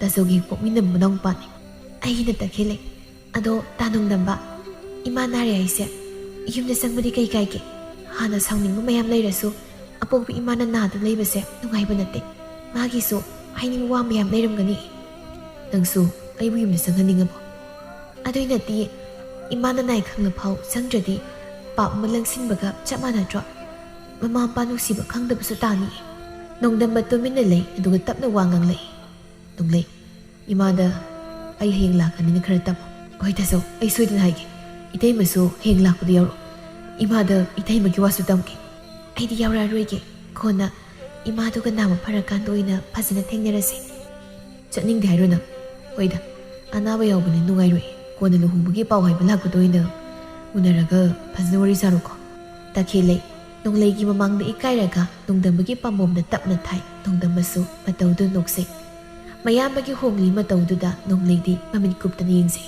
ꯐꯔꯦ ꯑꯗꯨꯗꯤ ꯅꯣꯡꯂꯩ ꯑꯩꯈꯣꯏ ꯑꯃꯨꯛ ꯆꯠꯂꯨꯈꯤꯒꯦ ꯅꯪꯁꯨ ꯌꯨꯝꯗ ꯍꯟꯖꯤꯜꯂꯨꯀꯣ ꯆꯠꯂꯨꯈꯤꯒꯦ ꯍꯌꯦꯡ ꯉꯟꯇꯥ ꯂꯥꯛꯑꯒꯦ ꯍꯣꯏ ꯇꯥꯆꯧ ꯏꯇꯩꯃ ꯂꯩꯍꯧꯔꯦ ꯅꯣꯡꯂꯩꯗꯣ ꯄꯣꯠꯀ ꯂꯩꯗꯈꯩ ꯃꯌꯨꯝ ꯇꯥꯅ ꯄ꯭ꯔꯞ ꯂꯥꯛꯏ ꯍꯔꯥꯎꯃꯟꯗꯅ ꯃꯃꯥꯒꯤ ꯀꯥꯗ ꯆꯦꯟꯁꯤꯜꯂꯛꯏ ꯍꯤꯞꯇꯨꯅ ꯂꯩꯔꯤꯕ ꯃꯃꯥꯗ ꯈꯝꯒ ꯀꯧꯔꯛꯏ ꯏꯃꯥ ꯇꯥꯆꯧ ꯊꯦꯡꯅꯔꯛꯑꯦ ꯍꯥ ꯀꯔꯤ ꯍꯥꯏꯕ ꯅꯌꯥꯝꯕ ꯊꯦꯡꯅꯔꯛꯑꯦ ꯀꯗꯥꯏ ꯅꯌꯥꯝꯕꯗꯤ ꯃꯥꯗꯤ ꯂꯥꯛꯇ꯭ꯔꯣ ꯍꯌꯦꯡ ꯂꯥꯛꯀꯦꯅ ꯍꯥꯏꯔꯛꯑꯦ ꯏꯇꯩꯃꯁꯨ ꯌꯥꯎꯔꯤ ꯃꯁꯛꯀꯗꯤ ꯈꯨꯐꯖꯕ ꯃꯥ ꯇꯥꯆꯧꯗꯤ ꯌꯥꯝ ꯍꯣꯡꯉꯝꯃꯤ ꯁꯨꯡꯅꯣꯛ ꯅꯣꯛꯇꯕꯗꯨꯁꯨ ꯍꯧꯖꯤꯛꯇꯤ ꯌꯥꯝ ꯅꯣꯛꯏ ꯏꯇꯩꯃꯅ ꯍꯥꯏꯕꯗꯒꯤ ꯇꯥꯆꯧꯁꯨ ꯌꯥꯔꯛꯏꯅꯤ ꯌꯥꯝ ꯐꯕ ꯃꯥꯜꯂꯤ ꯏꯇꯩꯃꯗꯣ ꯏꯁꯥꯗꯣ ꯎꯅꯤꯡꯕꯗ ꯉꯥꯎꯔꯦ ꯃꯃꯥ ꯑꯩꯅ ꯄꯨꯛꯆꯦꯜ ꯄꯤꯛꯄꯗꯒꯤ ꯑꯄꯣꯛꯄ ꯏꯆꯥ ꯐꯥꯎ ꯃꯤꯁꯪ ꯃꯤꯈꯥꯏ ꯅꯥꯏꯅ ꯌꯦꯡꯂꯨꯕꯅꯤ ꯃꯃꯥ ꯑꯩꯉꯣꯟꯗ ꯏꯆꯥꯗꯣ ꯌꯥꯝ ꯋꯥꯔꯧꯔꯝꯒꯅꯤ ꯍꯟꯗꯛ ꯃꯄꯣꯛꯁꯤꯃꯒꯤ ꯑꯣꯏꯅ ꯏꯆꯥꯒꯤ ꯄꯥꯞ ꯀꯣꯛꯀꯗꯧ ꯃꯥꯟꯗ꯭ꯔꯦ ꯏꯃꯥ ꯑꯗꯨꯃꯥꯏ ꯍꯥꯏꯅꯨ ꯇꯥꯆꯧꯗꯣ ꯍꯥꯟꯅꯗꯧꯅ ꯀꯩꯁꯨꯝ ꯇꯧꯔꯨꯏ ꯌꯥꯝ ꯍꯣꯡꯉꯤ ꯀꯞꯄꯨꯅꯨꯁꯦ ꯄꯥꯕꯁꯨ ꯊꯕꯛ ꯍꯜꯂꯛꯑꯅꯤ ꯑꯩ ꯏꯃꯨꯡꯒꯤꯗꯃꯛ ꯂꯣꯏꯁꯤꯜꯂꯨꯒꯦ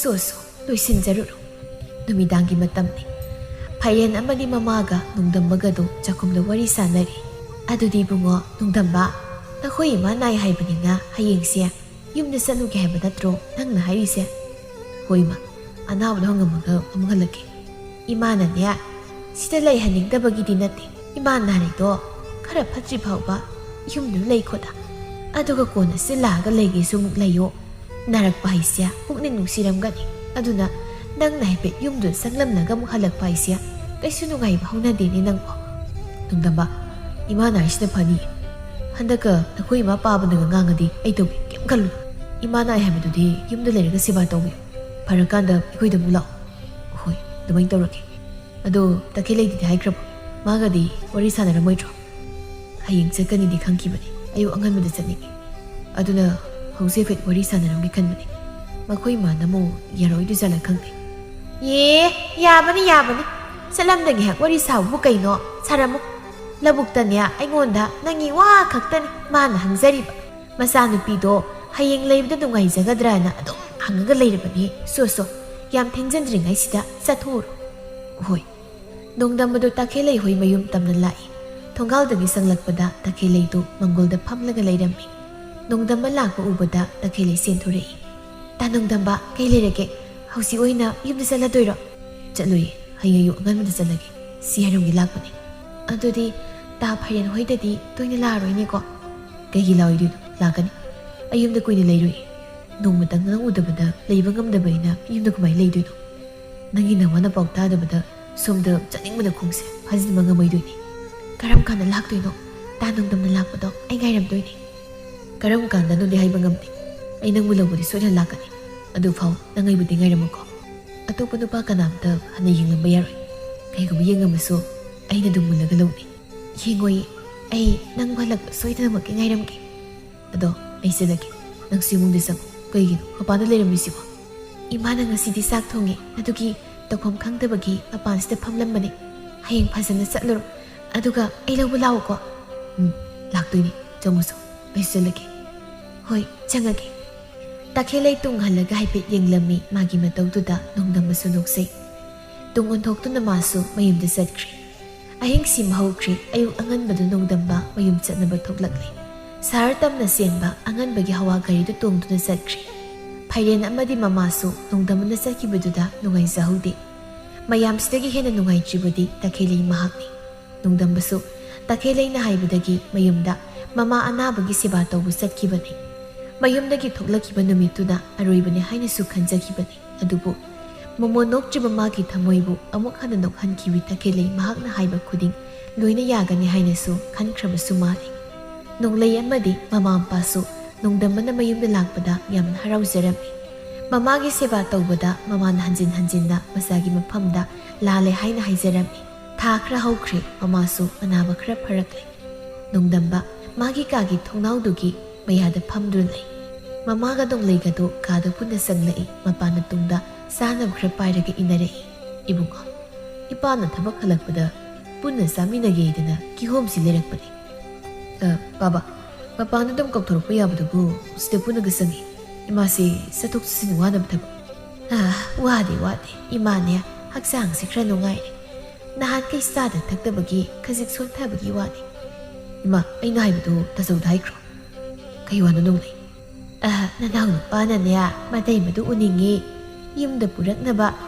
mayam ase satlalo sinidana sana upamjaradi aikhodi loina yai mi masado wakalana khalamlani tha mayam haujilamani nang leirisi aduna lawbiruro ngasi numisu yamna pai ngalingai sida puraga hekta lawi sasidi hayeng antana paw haidobu sanam napana haigumdana ibungo sathokluro imasia nangna haiba yumdugi midusu unaningbane kona luhongbagi wa tanaba satpada hek unarak paidu so thenkinabani ima manam nambirage lao nongdamba wadi ngangda mamada manam namhalaga mayumdagi thoklakle nahankai satpa ngamda phajinuna thamlambado ngasidi maning tamna takelei hoigi khul tamna satkri nungthilgi matamni nongdamba hawagi atongmal seldu piraga khunjinda kumlei khulgi lambidu satpada masado nena tasabugumna tawi sumlakpana phairen hoigi thongal yauraduna prabuk changlei phairen du sangona saru kaktu leirami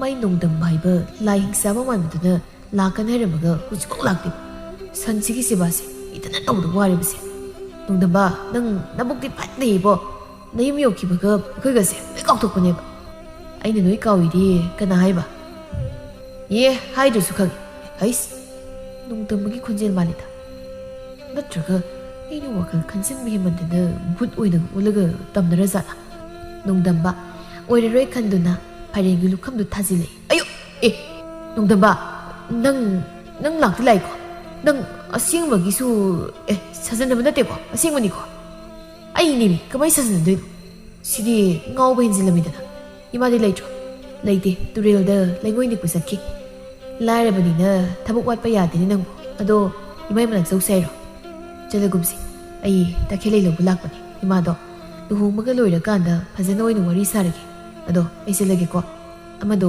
ꯑꯩ ꯉꯥꯏꯕꯗ ꯃꯀꯣꯛ ꯉꯥꯎꯗ ꯋꯥꯟꯊꯔꯕ ꯈꯪꯄꯣꯟꯇꯦ ꯆꯠꯂꯦ ꯑꯦ ꯆꯠꯈ꯭ꯔꯗꯤ ꯁꯛꯇ ꯑꯁꯤꯒ ꯑꯩꯗꯤ ꯑꯩꯈꯣꯏꯗꯒ ꯂꯥꯏꯕꯣꯏ ꯅꯤꯡꯗꯅ ꯍꯔꯥꯎꯔꯤꯁꯤꯒ ꯑꯗꯨꯒ ꯃꯥꯗꯤ ꯃꯇꯨ ꯂꯧꯕ ꯂꯥꯛꯄ ꯑꯣꯏꯔꯝꯃꯤ ꯍꯣꯏ ꯅꯪ ꯈꯨꯗꯤ ꯊꯤꯖꯤꯜꯂꯣꯏ ꯅꯪ ꯅꯣꯡꯗꯝꯕꯗꯣ ꯇꯈꯦꯜꯂꯩ ꯍꯣꯏꯗ ꯂꯥꯛꯏ ꯇꯈꯦꯜꯂꯩ ꯃꯪꯒꯣꯜꯗ ꯆꯦꯡꯃꯟꯗꯨ ꯂꯩꯔꯝꯃꯤ ꯅꯣꯡꯗꯝꯕ ꯇꯥꯍꯥ ꯆꯦꯟꯁꯤꯜꯂꯛꯏ ꯇꯈꯦꯜꯂꯩꯅ ꯌꯦꯡꯊꯣꯔꯛꯄꯗ ꯅꯣꯡꯗꯝꯕ ꯂꯦꯞꯂꯒ ꯂꯩꯔꯝꯕꯗꯨꯗ ꯃꯃꯤꯠꯀꯥꯗꯨ ꯅꯣꯏꯔꯒ ꯑꯃꯨꯛ ꯌꯦꯡꯖꯩ ꯇꯥ ꯅꯣꯡꯗꯝ ꯇꯈꯦꯜꯂꯩ ꯑꯩ ꯂꯥꯛꯏ ꯊꯨꯅ ꯂꯥꯛꯀꯗ꯭ꯔꯥ ꯍꯥꯏꯔꯒ ꯌꯥꯝ ꯀꯨꯏ ꯅꯣꯏ ꯁꯥꯔꯕꯤ ꯅꯨꯄꯤꯁꯤꯡꯗꯨꯒ ꯂꯥꯡꯗ ꯂꯩꯗꯣꯏ ꯑꯣꯏꯔꯝꯅꯤꯅꯦ ꯍꯧꯖꯤꯛꯇꯗ ꯑꯩ ꯅꯤꯡꯁꯤꯡꯉꯀꯥꯟꯗ ꯂꯥꯛꯏꯅꯤꯅꯦ ꯑꯩꯕꯨꯗꯤ ꯀꯅꯥꯅ ꯄꯥꯝꯕꯤꯗꯣꯏꯅꯣ ꯁꯛꯁꯨ ꯊꯤ ꯂꯥꯏꯔꯕꯤ ꯏꯃꯥꯅꯁꯨ ꯌꯣꯛꯏ ꯈꯨꯡꯒꯪ ꯅꯨꯄꯤꯁꯨ ꯑꯣꯏ ꯅꯣꯡꯗꯝꯕ ꯇꯞꯅ ꯆꯪꯂꯛꯂꯒ ꯇꯈꯦꯜꯂꯩꯒꯤ ꯃꯈꯨꯠꯇꯨ ꯄꯥꯏꯗꯨꯅ ꯊꯣꯡꯒꯥꯜꯂꯣꯝꯗ ꯆꯤꯡꯂꯛꯏ ꯑꯦ ꯀꯩꯅꯣ ꯇꯥ ꯅꯣꯡꯗꯝ ꯑꯩꯅ ꯐꯥꯒꯤ ꯇꯧꯕꯅꯤ ꯑꯃꯨꯛ ꯁꯥꯎꯔꯤꯔꯣ ꯀꯩꯅꯣ ꯀꯥꯏꯗꯅꯣ ꯆꯤꯡꯉꯤꯁꯤꯅ ꯅꯪ ꯌꯨꯝꯗ ꯆꯠꯂꯨꯕꯗꯒꯤ ꯑꯃꯨꯛ ꯉꯥꯎꯕ ꯍꯧꯔꯕ꯭ꯔꯣ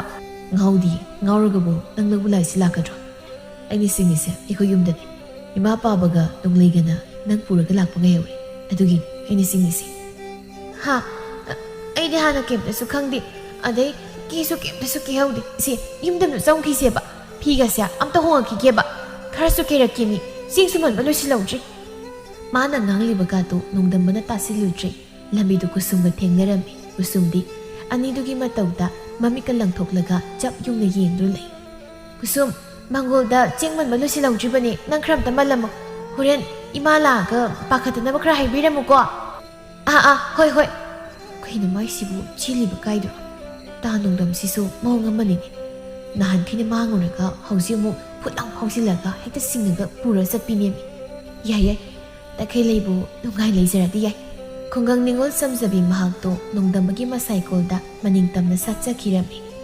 ꯄꯨꯟꯁꯤꯒꯤ ꯑꯁꯥ ꯎꯗ꯭ꯔꯕ ꯅꯣꯡꯗꯝꯕ ꯃꯍꯥꯛꯀꯤ ꯃꯉꯥꯜ ꯍꯥꯞꯄꯤꯈꯤꯕ ꯐꯩꯔꯦꯟ ꯑꯃꯗꯤ ꯃꯥꯒꯤ ꯃꯃꯥꯕꯨꯁꯨ ꯅꯣꯡꯗꯝꯕꯅ ꯃꯇꯝ ꯆꯨꯞꯄꯗ ꯑꯋꯥꯠ ꯑꯄꯥ ꯃꯇꯦꯡ ꯄꯥꯡꯕꯤꯔꯝꯃꯤ ꯊꯋꯥꯏꯒ ꯍꯛꯆꯥꯡꯒ ꯇꯣꯈꯥꯏꯅ ꯇꯥꯔꯝꯂꯕ ꯃꯊꯣꯡ ꯃꯔꯝ ꯈꯪꯗ꯭ꯔꯕ ꯃꯍꯥꯛꯀꯤ ꯍꯛꯆꯥꯡꯕꯨꯁꯨ ꯑꯃꯨꯛ ꯍꯟꯅ ꯊꯋꯥꯏ ꯍꯥꯞꯄꯤꯈꯤꯕꯤ ꯇꯈꯦꯜꯂꯩꯕꯨꯗꯤ ꯄꯨꯝꯅꯃꯛꯇꯒꯤ ꯍꯦꯟꯅ ꯂꯨꯅ ꯇꯧꯖꯈꯤ ꯄꯨꯛꯆꯦꯜ ꯄꯤꯛꯂꯝꯕ ꯅꯣꯡꯗꯝꯕꯒꯤ ꯃꯃꯥ ꯃꯄꯥꯁꯨ ꯃꯆꯥ ꯑꯅꯤꯕꯨ ꯆꯞ ꯃꯥꯟꯅꯅ ꯃꯤꯠꯌꯦꯡ ꯌꯦꯡꯂꯝꯃꯤ ꯅꯣꯡꯂꯩ ꯃꯍꯥꯛꯅ ꯄꯥꯝꯖꯕ ꯃꯌꯥꯝꯕꯒꯤ ꯃꯤꯅꯨꯡꯁꯤ ꯏꯃꯨꯡ ꯃꯅꯨꯡ ꯅꯨꯡꯁꯤꯅ ꯂꯩꯕꯗꯨꯁꯨ ꯍꯧꯖꯤꯛꯇꯤ ꯐꯪꯂꯕꯗ ꯑꯗꯨꯛꯀꯤ ꯃꯇꯤꯛ ꯅꯨꯡꯉꯥꯏꯖꯕ ꯍꯥꯏꯕꯗꯨ ꯑꯣꯏꯔꯦ ꯃꯇꯩ ꯃꯥꯡꯕꯗꯤ ꯃꯌꯥꯝꯕꯗ ꯅꯧꯊꯤ ꯁꯥꯅ ꯍꯦꯟꯅ ꯀꯦꯖꯕꯗꯨ ꯑꯣꯏꯔꯦ ꯃꯆꯤꯟ ꯃꯅꯥꯎ ꯑꯅꯤꯒꯤ ꯃꯤꯅꯨꯡꯁꯤꯕꯨ ꯀꯩꯗꯧꯅꯨꯡꯗ ꯊꯥꯗꯠꯅꯕ ꯃꯃꯥ ꯃꯄꯥ ꯑꯣꯏꯕꯁꯤꯡꯅ ꯍꯣꯠꯅꯔꯣꯏꯗꯕꯅꯤ ꯑꯄꯣꯛꯄ ꯏꯆꯥꯁꯨ ꯏꯆꯥꯅꯤ ꯄꯣꯛꯇꯕ ꯏꯆꯥ ꯃꯍꯥꯛꯁꯨ ꯏꯆꯥꯅꯤ ꯄꯨꯛꯆꯦꯜ ꯃꯍꯥꯛꯅ ꯄꯤꯛꯇ ꯆꯥꯎꯊꯣꯛꯅ ꯂꯩꯔꯕꯗ ꯇꯥꯏꯕꯪ ꯄꯨꯝꯕꯁꯦ ꯃꯁꯦꯛ ꯃꯉꯥꯜ ꯊꯣꯛꯄꯅꯤ ꯑꯄꯣꯛꯄ ꯏꯆꯥꯗꯁꯨ ꯃꯤꯆꯪ ꯃꯤꯈꯥꯏ ꯅꯥꯏꯅ ꯌꯦꯡꯗꯕꯁꯨ ꯂꯩꯇꯕ ꯅꯠꯇꯦ ꯑꯗꯨꯕꯨ ꯄꯦꯟꯗ꯭ꯔꯕ ꯏꯆꯥ ꯃꯍꯥꯛꯅ ꯑꯔꯣꯏꯕ ꯑꯣꯏꯅ ꯊꯥꯡꯗꯣꯛꯈꯤꯕ ꯈꯣꯡꯊꯥꯡꯗꯨꯗ ꯐꯠꯇꯕ ꯑꯣꯏꯗ꯭ꯔꯤꯉꯩ ꯂꯥꯏꯕꯛ ꯊꯤꯕ ꯏꯆꯥ ꯃꯈꯣꯏꯗꯣ ꯃꯇꯝ ꯂꯩꯔꯤꯉꯩꯁꯤꯗ ꯅꯨꯡꯁꯤꯕ ꯎꯠꯇꯨꯅ ꯂꯨꯅ ꯇꯧꯕꯤꯍꯧꯁꯤ